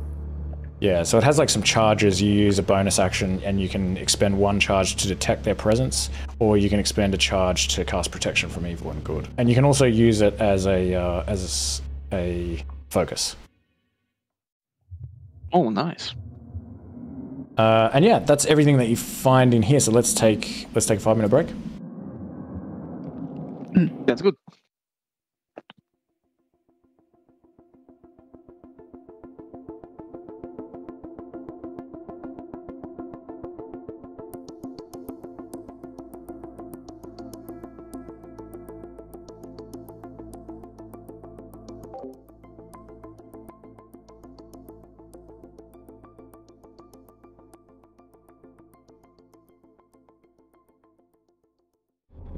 All right.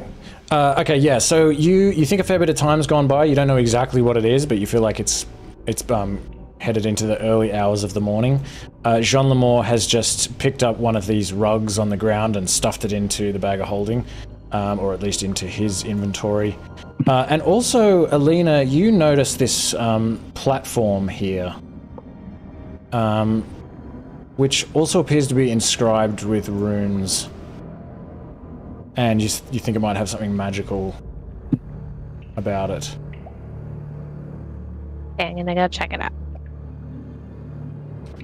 So you can give me an Arcana check if you want to try to work out what it does or what its purpose is.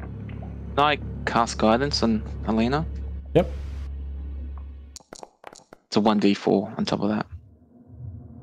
Okay, you think that this is some kind of platform that allows one to project an image of themselves somewhere else.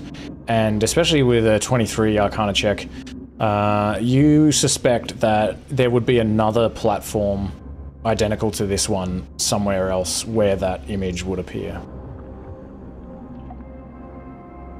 I'm gonna let the group know that I think this is how he projects himself.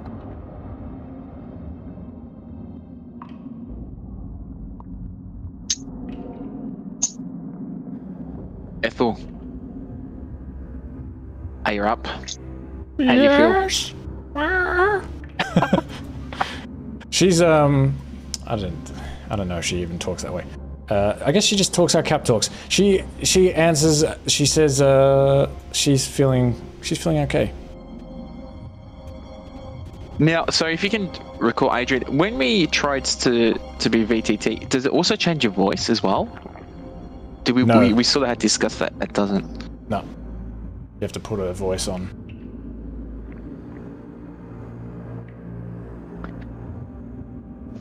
Maybe Kenze, you could pretend you could make his voice up, and SL, you can move your lips. I mean, we could certainly try that. We might want to come up with the script beforehand, just so it doesn't look like bad dubbing. Well, it might be a connection problem, so we might get away with it. like, so do we know how to operate it? Do we have to stick our face into it, or do we have to like push a button, something, or? Would I know how to use it? You can't work that out. That you don't see any particular way of activating it that you can see. Okay. I would suggest you step on it, Ethel, once you change into the cold man. Are there any notes here about this platform? Instructions. Yeah. Manufacturer's instructions. That is kept in the drawer. You would keep them in the drawer. you don't find anything like that. There's too many manuals here. So we were just discussing in your wake of internet issues, and we're thinking instead of trying to cobble together this whole deception of trying to project a illusionary or a cold man, we're thinking, don't do that. Just don't project anything. Maybe they just won't do it because they don't have the cold man's guidance. Okay. And making a march back down to the turtle camp and wreaking all sorts of havoc after the party takes a long rest. All right. Sounds good. So yeah, sorry. Yeah, go ahead. Yeah, I was just gonna just reinforce what Kenzie was saying. Since with like Exactla, they were heavily under the influence of the cold man. So if we appear, I could just give them the all guns go. Okay, see, let's go. But if we don't appear, they're just lost. Okay. Sounds reasonable. Makes sense. I was going to say you had some fish in the morning today, so you don't need to eat anything. You've already had some food if you plan on having a long rest. Yeah. Plus, Alina and I had like 5 good berries each. We were right for like a week. Nice. Are there any herbs, spices, meats? Yeah, so you did find like 14 rations. I'll say you don't find any spices or herbs, unfortunately. Okay. I did that. Add that into my inventory. I could like divide that up if anybody wishes. That's fine. I'm good. Okay. Yeah, the cold man's not a creative cooker. He just like shit straight out of the fridge. Straight out of the freezer. Yeah, icy poles. Sunny boys. Sunny boys. That's an Aussie thing. But yeah, you don't find anything else here. But if you want to take a long rest, you can't bar the door up here, but you can definitely close, and I'll say even lock the cold man's door. You find a key in there connected to the key that's used to open the chest. So you can hide in there in great comfort. You even have your own lavatory. Your own ensuite. Oh, the master suite. Yes, the cold room. Kenzie, I know you're jumping in that bed. You're like.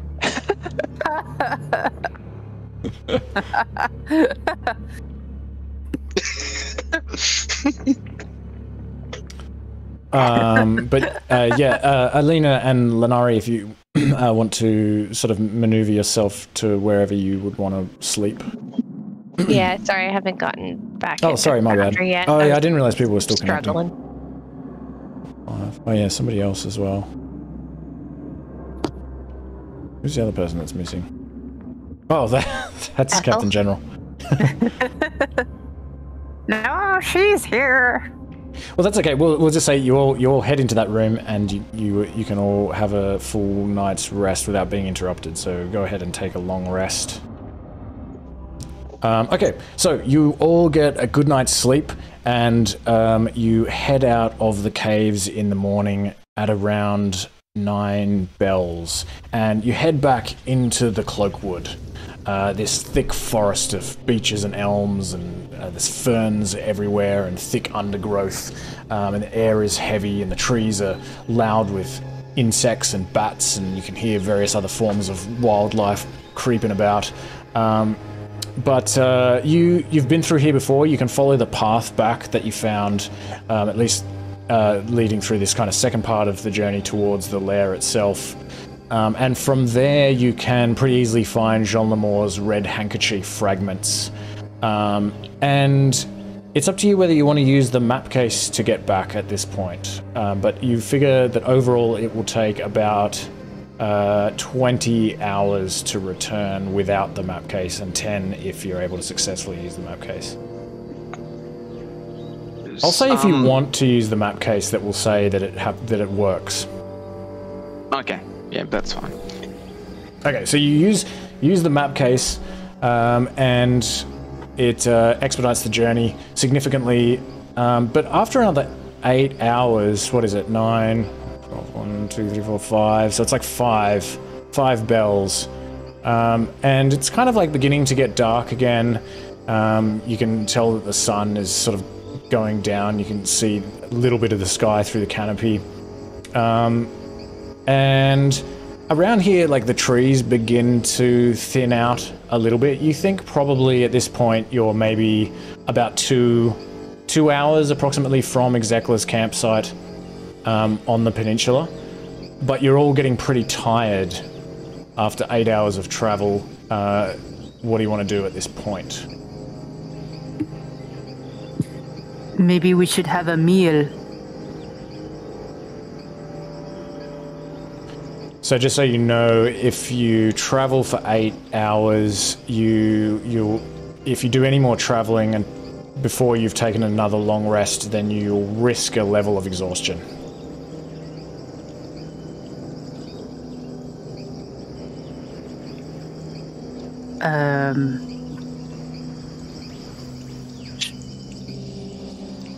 Should we make a small camp in Essel's tiny hut?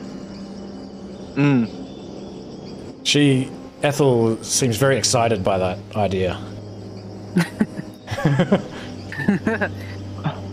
Essel, please secrete us in your tiny hut.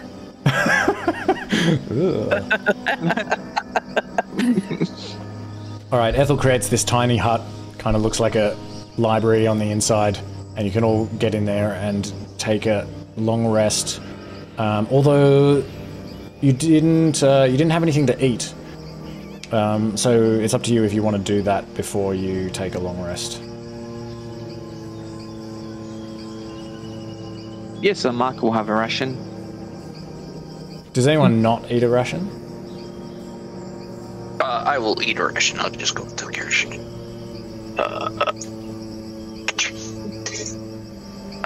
Can we inventory? Okay, I'll assume that everyone eats one ration, so just make sure you remove a ration from your inventory. And as you're kind of settling down, you light this campfire, you prepare some food, and you have something to eat, and you're kind of preparing to be secreted in, be secreted in Ethel's tiny hut. You hear something. It's like the sound of some kind of like thumping in the distance and some rustling in the trees, as if something is coming towards you through the trees.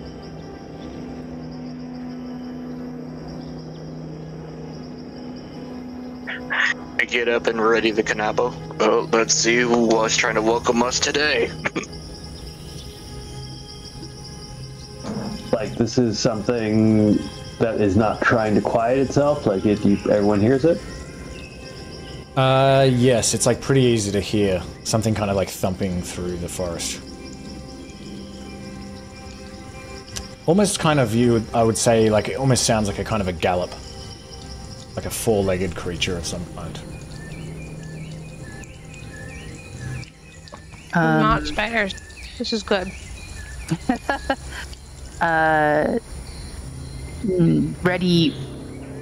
Ready in action to run up a tree. Okay, so you just stand there, like around the campfire, just preparing for combat? Pretty much. Okay. Yeah. Okay, so as you're doing that, I'm gonna say, just give me 2 seconds. Where am I? Because I realized before that I needed to modify this a little bit, didn't get around to it. Last minute modified. Here we go. Where am I? Okay. Okay. From out of the trees emerges 2 orcs riding on the backs of guard drakes.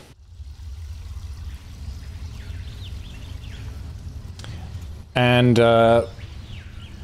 put yourself anywhere that you like within that red square. Oh, Clancy's dead.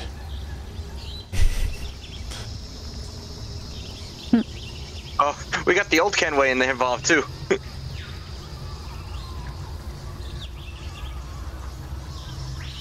Oh yeah, oh right, the old Kenway. Okay. Oh yeah, there might be a bit of that. Yep, nope, I totally get it. Okay, should be good now. Is that one also good? Nice. Can you move that one? Yep. Awesome. Okay.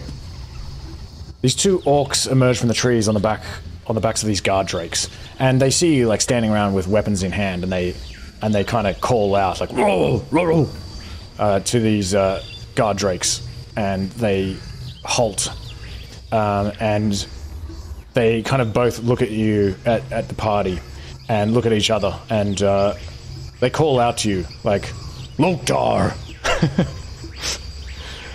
in some sort of 90s orc language, and they're holding like hand axes in their hands. One of them actually pulls out a longbow. What do you do? I'd like to use my bonus action. I'd like to say, no. We doing this. All right. And what do you do? What do you do with your bonus action? I would like to use the feature. Oh, no, that's inventory. My bad. Manifest Echo. Oh, okay. So what do you have to do when you do that? You're not casting a spell. How do you kind of wave your hands about, or like what do you actually?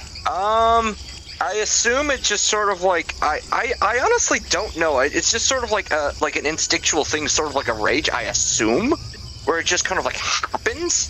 But I just picture I kind of like am like holding the Kanabo, and I just like tap it on the shoulder, and the eyes flare, and all of a sudden, right beside, like in front of this guy, is where the echo is. So it's like right here. Okay. So it appears here, and yeah, let's roll for initiative as you do that. Oh, no, it's 15 feet, so it's be like right here. I apologize. I don't want to cheat the game. Okay. All right. Sorry. That's all right. Yeah, we'll have to learn how the Echo Knight works. Oh, you don't have to add the Echo Knight into combat. It's just a thing I do on my turns. Oh, sweet. Okay.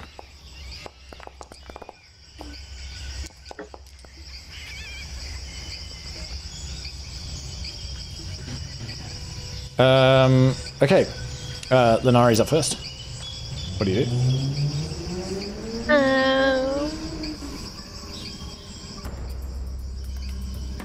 I don't think I couldn't long rest her, so she's still at, like, no health. Oh, okay. I'll fix that. Thank you. Alright. In the middle of combat, she gets a swell of a swell of a second wind. Alright, I'm just gonna move over this way. and Eldritch Blast the run in the front. Okay.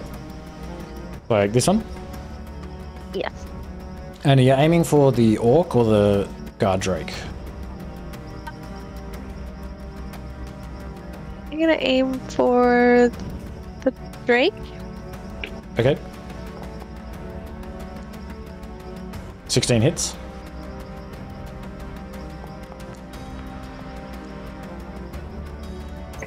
Okay. Fire this Eldritch Blast through the air. It just crackles as it flies at this guard drake and just hits it like square in the chest. It's just like, "Wah!" And Ethel makes some kind of comment about how cute it is.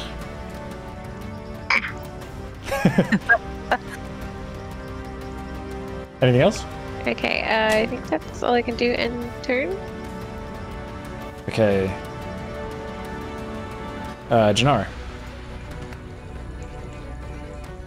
I'm gonna step up and cast web. Alright.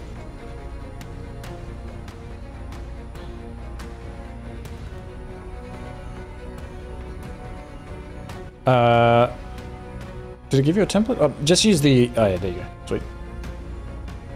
Yeah, the player thing was overlapping it, so it was a little difficult. There we go. So it just needs to go like on a vertex is the only thing.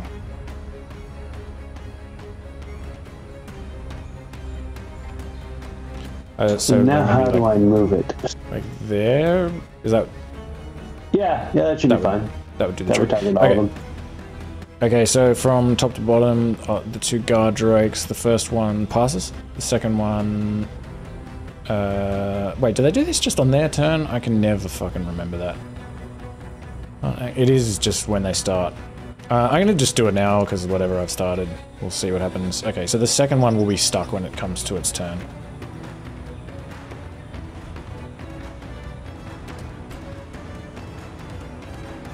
Okay, Elena.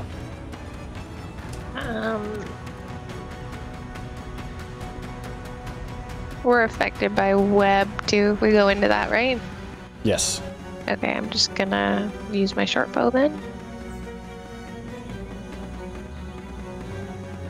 And fire at the Drake again. Okay. Same one. That's a hit.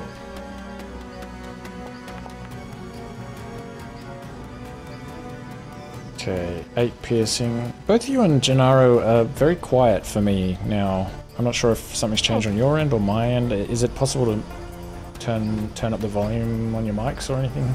Yeah, for sure. Thanks.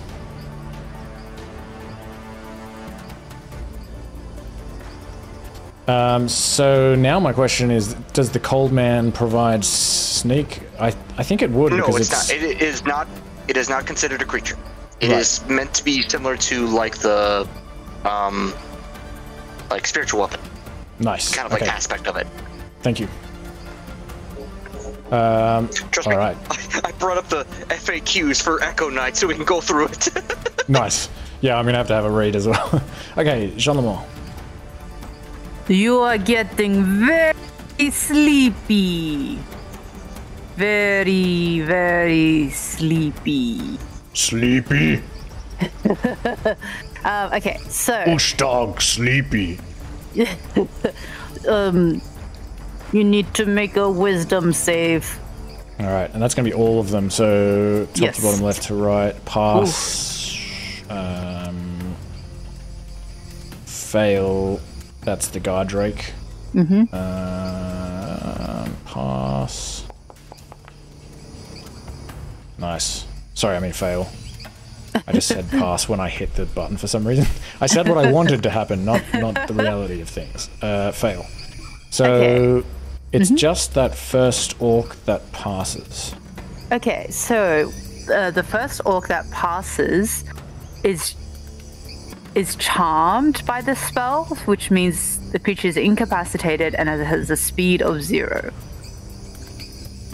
Oh, That would be the three that failed. That's a failed. The failed. Yep. Sweet. Okay.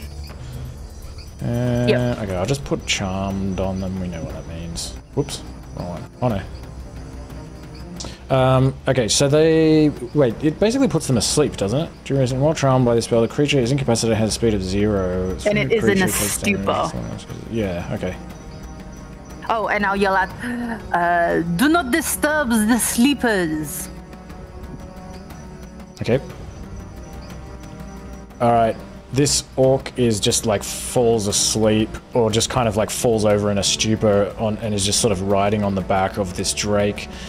Which is also falling over in a stupor. And this orc here, the only one, he sees his allies like fall over, and he like jumps off this drake as it collapses forward in front of him, and he looks at you and looks at his allies, and he legs it. So he moved into that direction? So he moved out of the Echo's reach? Oh, actually, hold on a second. When he lands on the webs, he's first going to have to see if he gets stuck in the webs. Where was it? Was it a dex save? Dex save. Okay. So he's stuck in the webs, and he also moves away from the cold man when he does that. So, what does that mean? I can use my reaction to have an opportunity attack through the cold man. Awesome.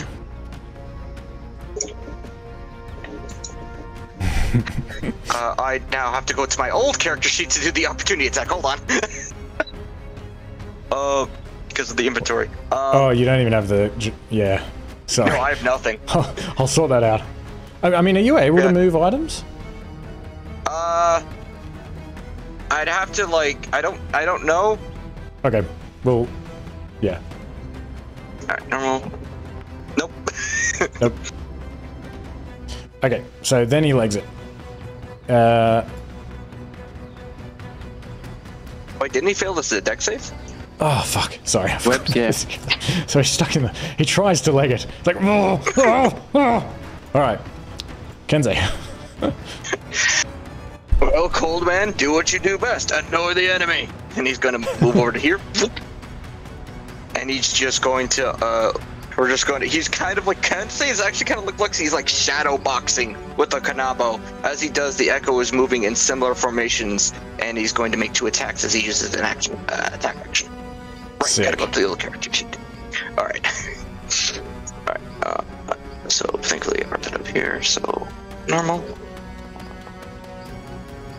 That is a hit.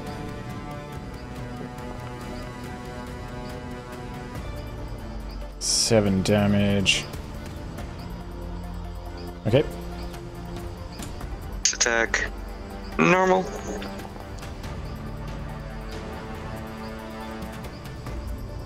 16 hits.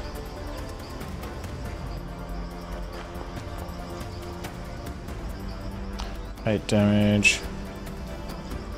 You see fear in his eyes as this shadow cold man comes over here, and he kind of like, this orc looks back and forth between you and this shadow, and you see that he kind of realizes that somehow this shadow is like mimicking you, as it's just like just smashing him in the face.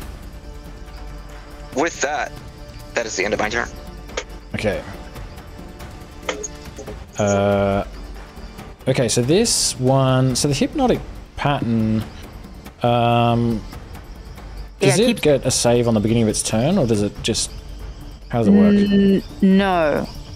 Wild charm? No, I don't think so. Nothing happens. Has to be woken up. Yeah, it has to be woken or take damage. Okay. Ethel is going to step forward. Oh, well, actually, go ahead and control Ethel if you want, Brain. I was just going to use Chill Touch. Yeah. Alright. Just because she doesn't know what's coming up next, and these guys, we seem to be taking the battle to our own ends because we just sort of incapacitated 3 of them at once. Chill Touch. Attack. Normal. That hits. And he goes down, desperately trying to pull himself free of this webbing as this thing just clobbers him, and then Ethel casts this spectral hand that passes through him, and he just dies in terror. And we're out of combat. What do you want to do with these stupid These stupid stupids. I got manacles in the bag of holding. You get stuck in the web. Oh no! Well, you might get Damn stuck it. in the web. Oh shit. I forgot. Alright, what do I gotta do? The dexterity? Well, it's okay. We'll just say that you can, like, squelch through there without getting stuck. It's got bad eyes, Jean-Amour. Let's tie them up. Yeah. Hog time. Do you think the Godrakes are inherently evil? Are you thinking what I'm thinking? I mean, they could, I don't know. They might be nice, you know? They certainly are cute. You would know from your spell, though, that if you disturb them too much, they'll wake up. So you would have to kind of tie them up very quickly. You'll have to... Manacles are going to definitely do the trick if you can just clap some irons on it. By the authority of Baldur's Keep, you are under arrest. Alright, we'll say that you fairly easily can sort of walk up and just clink, like clap these manacles on. And when you do that, basically you wake all of them up. But they're now all tied up and they're kind of writhing around on the ground like...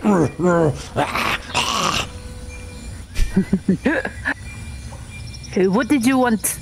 Why did you come to attack us? Ro undak. Chasakthor untarasa.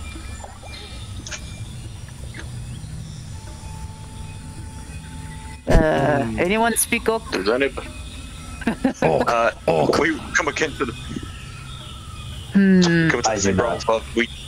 No one knows orc. Uriski. Uriski hara. Oh, No, Vaska. Orc. Orc. dead. He is dead. Your Dead. master is dead. No dead. Dead and buried. Dunga.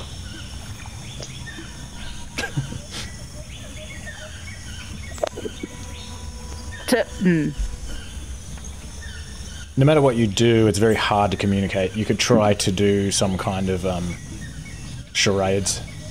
He just kind of stares at you blankly. What do you think we should do, Maka? I thought Ethel could she communicate telepathically, like send a message? I can't remember. I thought she Let me see. we've tried it before, like a mind whisper or something, communication. So she can do message, which allows her to like whisper a message, but it doesn't. It's not telepathy, so the creature like would still hear it in common. Okay.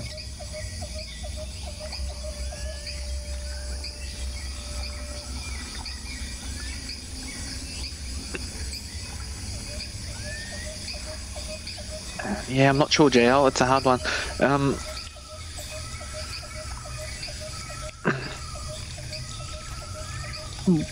What if we wrap them up in this webbing and leave them stuck to a tree? Once Gennaro moves out of range, though, the webbing will kind of deteriorate into nothing. I see. Or if he drops concentration. I see. Then we kill them. Nah. They've done so much I mean, killing. to be fair, their whole tribe is meant to be slaughtering turtles, so honestly, I feel like this is like Maka vengeance right here. I mean, yes, Maka, you can do the honors. Oh, look, I'm actually more. I just want to get to that compound as quick as possible. I'm happy to leave him tied up, manacled. Okay. Okay. So just make sure you leave behind, in that case, like... The 3 manacles? Yeah, 3 manacles. Alright, let me spend the next 2, so forgive me for the spamming of the bar. That's all right. Okay. Oh, it doesn't... Oh! Wait, manacles are no longer Yeah, plus knowledge. Huh, that's great. That's alright. Oh! Is it in the bag of holding? Okay, so using the manacles doesn't remove it, it's a charge feature. Okay. That's interesting. Oh, I see. Yeah, okay. That's alright. I'll remove... So you haven't removed any of them, so it was 6, and I'll drop it down to 3. There we go. Yep. Okay. Sorry, I thought the use sprawling feature would use them. My bad. That's alright. JL, I'm thinking we'll give him an Altoro pillow without the extras. We'll just hash and sacking. So they don't know which way we've gone. Brilliant. I do love a patriotic Altoro pillow.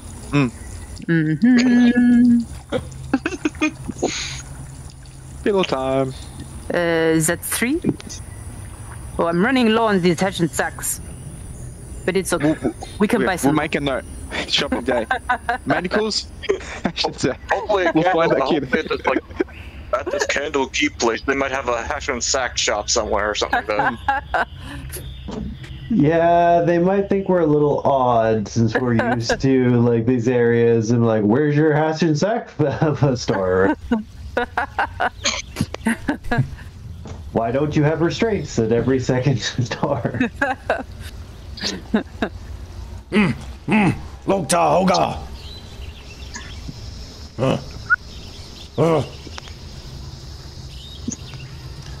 So you can leave these guys tied up here in these manacles with these sacks over their heads, but you still need to decide if you want to take a sleep. I think you were going to sleep. You can kind of like move further away off into the forest where, and Ethel can create a tiny hut if you want to do that. And you can finish your long rest. Let's do that. Okay. And no further craziness occurs that night.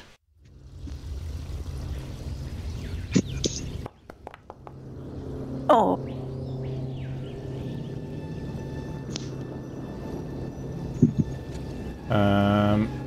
And yeah, I'll say it takes maybe another 2 hours to kind of set up camp in this, you know, well, you've already kind of taken some time to make your campfire. You've got to like, you know, tend to your wounds a little bit, mend some weapon and armor, etc, etc, etc. You've eaten those rations. So we'll say that it's kind of like maybe 7 bells when you get to sleep. And so then you probably wake up at around like 4 bells. Quick question. Game mechanically, when it comes to magic items and how many we can attune to, are we following DDAL rules? So it does limit, I think it would limit you even in the regular rules. You can only attune to, is it 3 at tier 2? It's 3 items at a time. Yep. Okay. Yes, you can 3 only attuned do- items at a time. Have you already reached your limit marker? Well, I'm No. just trying to work that out because I've got the Goggles of Night, War Touch Scimitar, the wands. I'm thinking the wands. I don't. Do you have to attune to the goggles of the night? Oh, where are the? Yeah, you don't, let's I don't have a think you look. have to attune to them. It's only the ruby and the abalone wand, I think. Okay, easy. So yeah, if you want to attune to that wand, I will Yes. attune it. Tuned. There you go. Yeah, and so you wake up in the morning. Does everyone want to eat in the morning, or do you want to go without food? If you say, just let me know if you don't want to eat. Otherwise, burn another ration. Oh, let me burn a ration real quick. So probably, you know, you have something to eat. Maybe it takes you like an hour to kind of eat and kind of pack everything up. And then you continue on towards the Cloakwood Peninsula. It probably takes you like another hour of like pushing through this forest. And you find yourself back in this kind of these like hilly fields, these uneven hilly fields like scattered with rocks and hardy trees growing out at odd angles. And it's very windy, and the sky is grey, but you trudge through here and you come to this steep bluff, and you've been here before, so you find that kind of winding, narrow path down through this ridge, and you all spill out again onto the peninsula. So you're on this like vast pebble beach. There's like puddles of salt water everywhere, and the air is thick with fog. And you follow where you've been in the past again. You find this rotten shipwreck full of holes and these like skeletal masts. One of them's snapped off, and you pass this 25 feet diameter dragon turtle skeleton that has this giant turtle-like skull, and you can hear the sound of this wind humming through the shell. And you make your way back to Exekla's campsite on this little raised area with patchy grass next to this mushroom-shaped rock. And there's these like scarce, kind of spindly trees everywhere. Probably takes you, there's probably about 7 bells at this point, and it's getting pretty bright. And this leather teepee is still standing here, and this campfire is here. It's like very damp now. And you notice that the fish that were hanging from the line next to the campfire in the tent are gone. And there were still some there when you left. So you don't know what that means. But you have a quick look around. You see, actually, there are some strange tracks in the kind of pebbly sand that look kind of humanoid, but like a bit sort of spread out, like almost like kind of like big duck feet or something like that. You can give me a survival check if anyone wants to try to like identify these footprints in the sand. Yes, I will.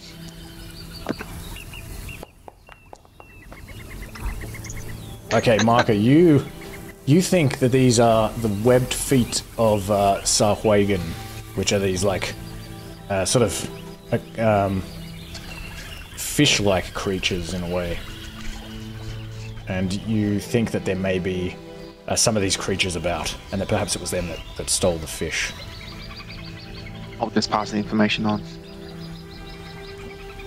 They're kind of like amphibious. They can walk around on land, but they tend to dwell in the seas.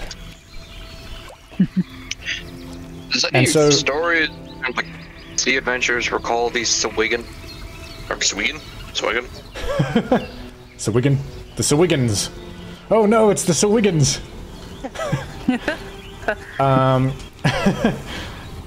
But from here, you haven't gone further than this before. So if you want to keep going to try to find the compound, or the turtle farm, or whatever it might be called, give me a group check. And the lead navigator of this group check can have advantage. A survival check. Didn't the dwarf say that the compound was like a large skull-like thing, though? I don't think so. Skull-like? Nope. Yeah, he said something about like a large... No, that was the mushroom stone, but there was something like a large skull thing from like the turtle skull that said that the compound was like around there. Well, I mean, you can see in his notebook that the compound is like somewhere, like you sort of know the direction that it's in, but you don't know, and you think it'll probably take maybe like another hour or so to get there from here, but you don't know like exactly where it is. But there's nothing about a skull. There is this like big dragon turtle nearby with a giant turtle-like skull, but there's nothing else about a skull, not that I can think of. Mark is happy to step forward to take lead, if that's fine. Mm-hmm. That's fine with me. Sweet. I'd like to cast guidance on myself as well. Okay, this is because it's like foggy and it is sandy and there's water everywhere. The DC for this is 17. I'm looking. I should be looking. I just rolled 19. Okay. What is survival? Wisdom? I'm just gonna do a wisdom check. For some reason, I can't get to the bottom of my screen because of I'm using a TV screen, so... Okay.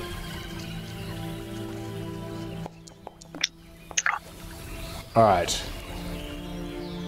So, you push on past this campsite, and you're looking for tracks, looking for signs that there are...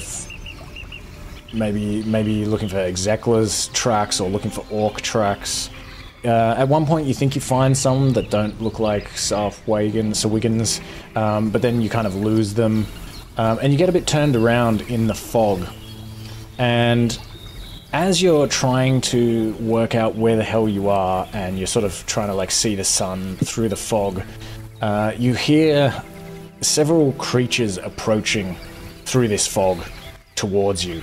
And you look over and you see emerging from behind some large boulders these Sarwagans, these fish-like humanoids with like gills behind their jaws and fins on their heads and tails and webbed feet, and they're holding tridents, and they are just running at you. Can Marka... Oh, yep. Sorry. Go ahead. Can Marka say something to him in Aquan?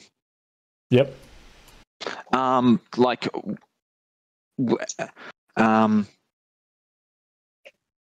just like a friendly way of like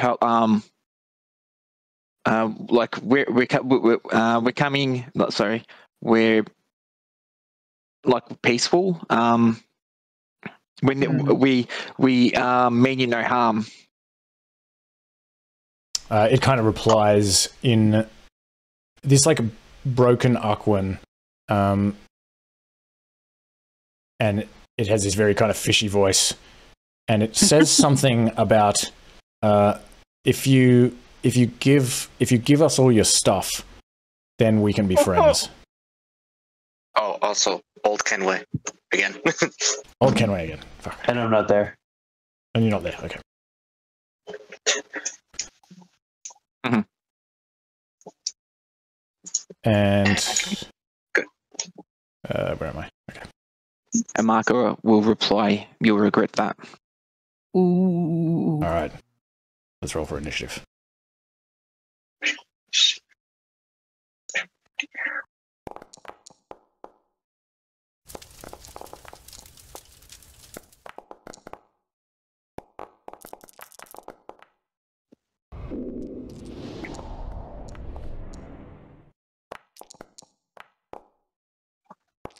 You also definitely tell his party members that they haven't come to.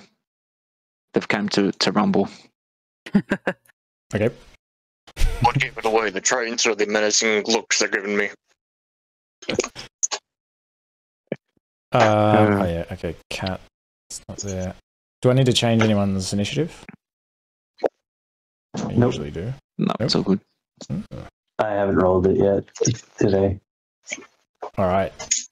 Jean Lemore, what do you do? Okay.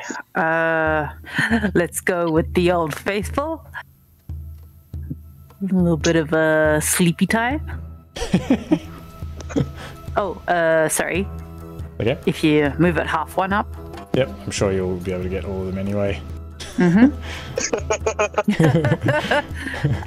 Okay, so they just need to do wisdom saves, DC 15. Top down, left to right. Pass. Pass.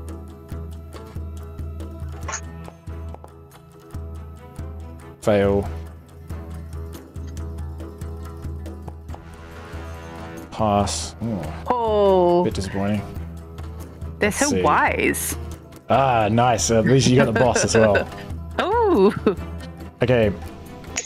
So these two kind of fall over, slump over, and fall to the ground in a stupor. Or at least stop in their tracks and just kind of look very confused. And like, yeah, this one here actually, I'm going to say, does like actually fall forward while the other one doesn't. Anything else? No. Okay. This one doesn't do anything. This one here runs forward, and Marka, you can hear it say something in actually Salkwagan, but it has some similarities to Aquan, and you can understand that it's saying something like, "Boss, you okay? You okay?" And it's kind of just shouting at this one. It doesn't touch it yet. This one moves over and it's going to use an action to kick its boss. It wakes its boss up. And it's not going to do anything else. Marker. Marker will like to conjure animals. Nice. So I'm going for 2 CR1 beasts. Okay. Alright, so give me 2 D12s. Okay. And I'll show you. Oh, Okay. I wonder what they are. 2 1s. Alright. Oh, nice. 2 brown bears appear. Oh, bang. And whereabouts do you want them? That one's fine. That one, I'll just move the one on the right if I can, up to the next group.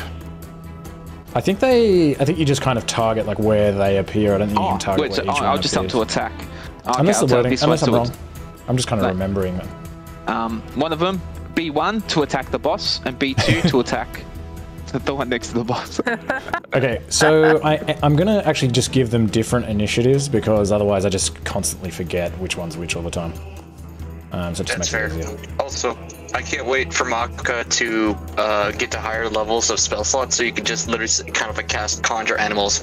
Hopefully, roll all well enough that they're all brown bears, and you can say, "B-52 bombers incoming!" And brown bears are falling on the enemies. And there are actually 52 bears falling out of the air. Yeah. Geronimo! Okay. Geronimo! Little parachutes. Yay. Alright, so this one is going to move through its ally and try to... What does B2 attack? Oh. That one. Okay, cool. That one, yeah. Alright, it's got multi-attack. It's gonna do the bite claw combo.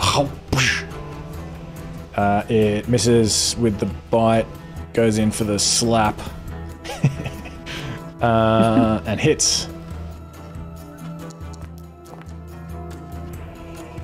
Whacks this one, just like nearly falls into its boss, just like trying to steady itself. Like Kenzie. I don't really know how to do a fishy voice.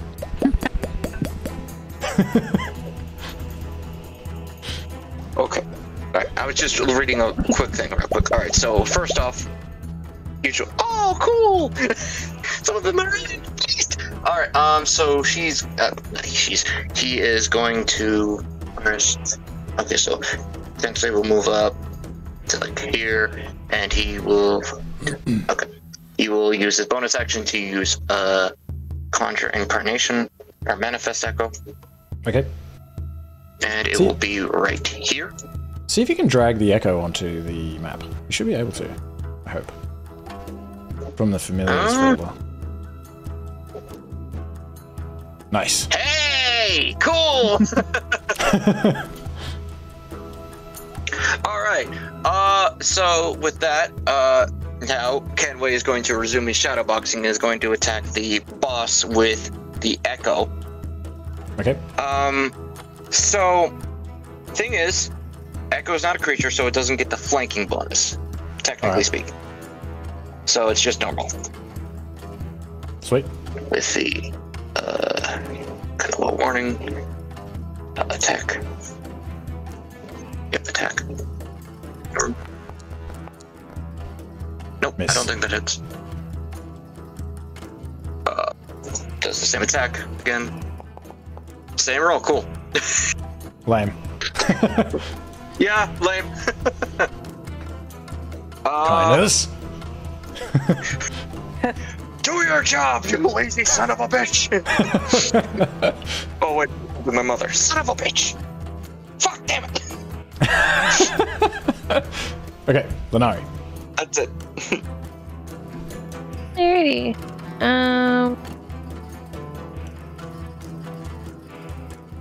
Guess I'll Eldritch Blast the blue one. Alright.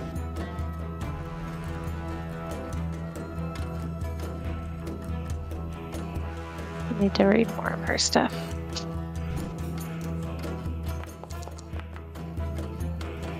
That's a hit.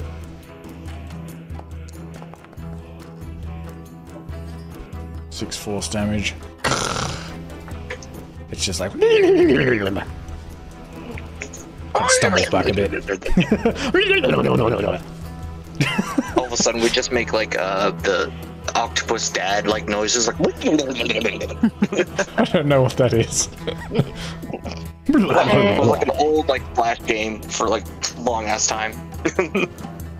And then end turn. All right, Gennaro. I don't think you should be concentrating on anything. All right, sorry, Spectre. I think I'm going to cast Fireball.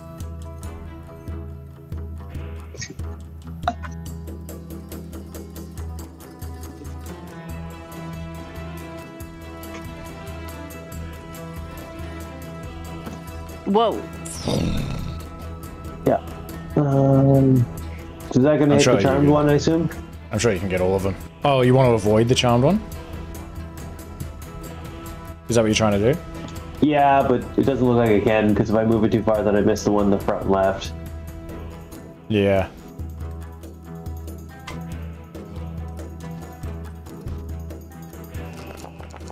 Okay. Feel free to just delete the echo, by the way. Alright. Echo dissipates in the flames, and dex saves top to bottom, left to right. 18's a pass. This one automatically fails. Should automatically fail, I believe. How could it even do a dex save? Dexterously sleeping.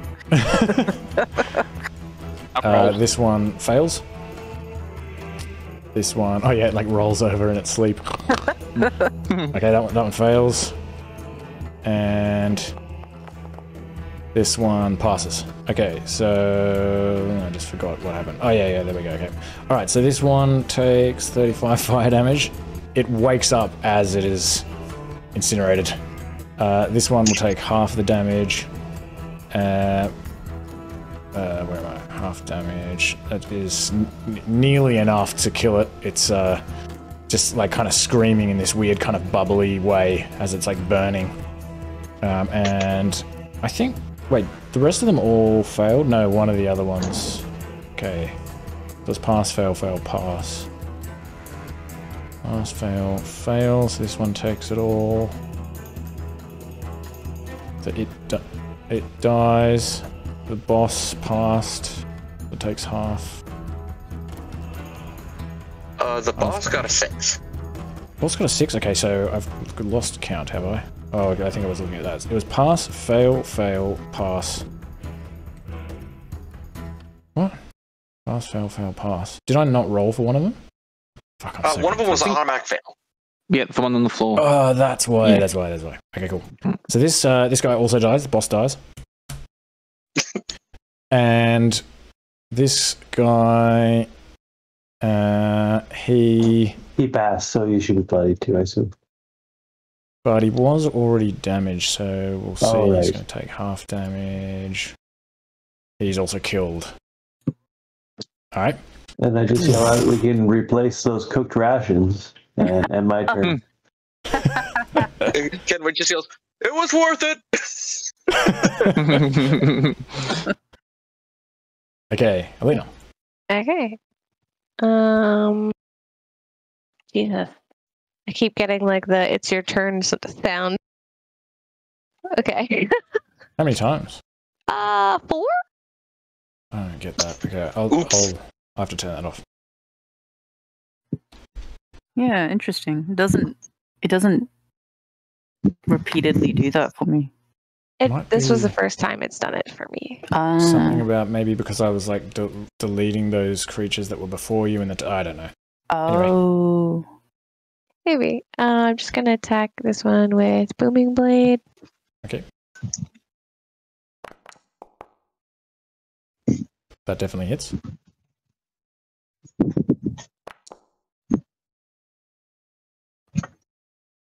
Alright. 8 damage. Oh, crap. And this is... yeah. Oh, the damage now... Maybe it's not. So strange. Like, so if you hit the damage button now, I think it'll work. It says 0 plus 1d8. Oh yeah, man, that's really strange. Anyway, yeah, it'll do 4 damage up front. And then I'm just going to bonus action disengage. Okay. All right. It let me see. With all of its allies down, and you like hit it with this crackling energy, it just panics and it's going to run. Squelching through the sand with its little fins, and obviously this booming blade goes off, and it, if you want, can do that 8 damage, or you can re-roll it. Oh, sorry, not 8. That 10 damage, or you can re-roll it. Up to you. I'll just go with the 10. It's fine. Okay, takes 10 damage. And it is like, yeah, it cops this like massive jolt of thunder damage, and just, yeah, it's just like kind of stuck in mid-run for a moment, like, and then like keeps running, and it's like limping and looking like very crisped. Ethel, yeah. Alright, she is going to run forward. Oh, I didn't mean to go all the way up. Stop! Oh, Jesus. And this one also looks like it's like terrified as well. It looks like it's going to run as well. Alright. No fear. She's going to cast Fireball. It's like, and this is a lesson so you don't mess with us.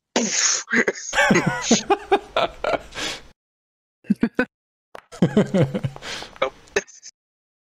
No, misses. Just like hits She this steps branch. wrongly and gets centered right and just arcs what? Okay, it runs off the map and manages to get away. It disappears. Luna. I don't even. Oh, here we go again. Okay.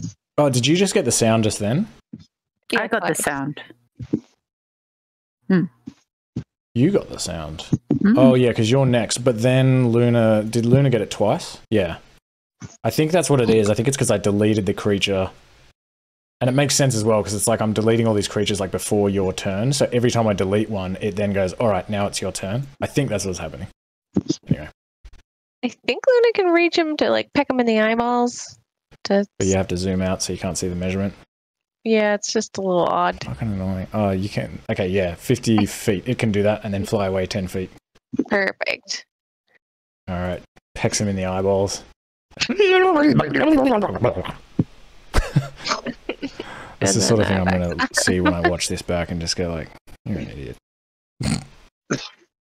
Jean This Lamont. is D&D. You're meant to kind of like stupid That's actions. true. I mean, let's be real here. That's true. Long ago did I lose any sense of shame playing D&D.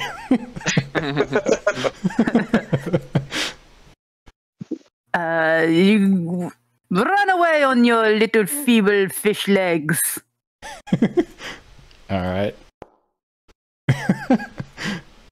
Kind of looks back with like a salty tear in its eye. Oh.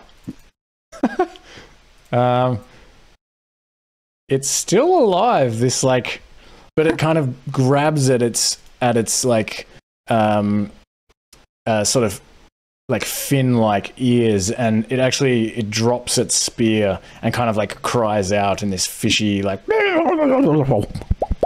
as it runs away. And this bear is it doesn't have an order. So marker. Sorry. Well, I've got actually, B1 and B2. Sorry. Well, I was just going to say, I mean, it's kind of debatable, right? Because it defends itself. Yeah, I'm going to say because it sees this thing running away, it doesn't feel threatened. It doesn't think anyone's threatened. So, yeah. Oh, look, if it smells like salmon, I can imagine this bear will be all over it. I mean, it is fast food for the bear at this point, I feel like. But It's a that's fine. spirit bear. It doesn't eat salmon. Okay. Arguably. All right, Yogi Bear. I see how it is. It's baskets for you then. Okay. Oh, sorry. I thought you were gonna retract that and attack with the bear. No, sorry, you I ready? changed my mind because I changed mine. yeah, because it wasn't told to attack. It was told to attack a specific one, and otherwise it should just defend itself. Okay. So yeah. So I just want to check my range for. Yeah, I'll tell the B1, B2 to attack the last of the creatures, and just use frostbite, and it's 60 feet, so I'll get a bit closer. And to the side, if that's. It'll have a bit of cover, but you can still. Oh no, sorry. It's just it, yeah. All right. How does it die? Frostbite. It's fish fingers now, frozen fish fingers. All right. You've been struck by a smooth turtleman.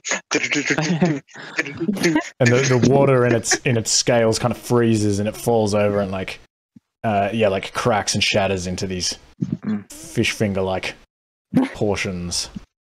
And we're out of combat. Marcus says to Alina, "Hey Alina, I've got these 2 for 2 hours. Do you want to take one for a ride? I'll take the other one." Yeah. 2 hours worth. Might as well get my money's worth. May I poke through the carcasses of these fried fish? Yes, you find 6 gold pieces, 27 silver pieces, and 18 copper pieces. 6 gold, 27 silver, and 8 copper. Okay. 18 copper. Oh, 18 copper. And you don't find anything else really of note. I will take some of their burned torso to replenish my rations. Okay. I'll say you can you can cut up some. It's not fish, it's kind of a very strange sort of meat. And it's very stinky if you cut this thing off. It's a pretty gruesome thing to do, but it is burnt, especially if you choose one of these ones that was burnt up by the fireball. I would say whether it's edible, it's not like a full ration. I'll say it kind of serves as a half ration. Jerky. It's in case of emergencies only. Very good. All right. And with that, you are able to continue on, and you have a look around, and eventually you do find what appear to be orc tracks in the pebbly, sandy surface of this extensive beach.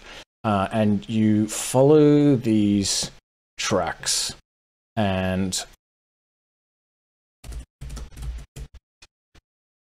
they lead to this place.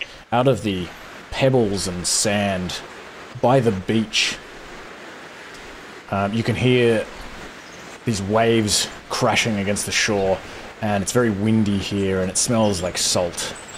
And before you is this huge 20-foot tall wall made of logs. And in the middle of this wall is a big iron gate. And on either side there are these big watchtowers. And you can see some humanoid figures moving around on the ramparts of this gate, this wall. And also there appear to be some individuals moving about within these watchtowers under the roofs. And above the gate are these blue flags flapping in the wind, and you can just make out that on all of them there is an image of a sword thrust through a block of ice, which, if you recall, is a symbol of Levistus, the archdevil of Stygia. And at this point... Yeah, I was just going to say, at this point, I am told that Kenzei doesn't work and Gennaro is not here, but he is here. Oh, okay. But, okay, there is Kenzei. There is Luna. Okay. And you're kind of like far enough back, and sort of you approach behind this tree, and it doesn't look like from what you can see that you've been spotted or anything.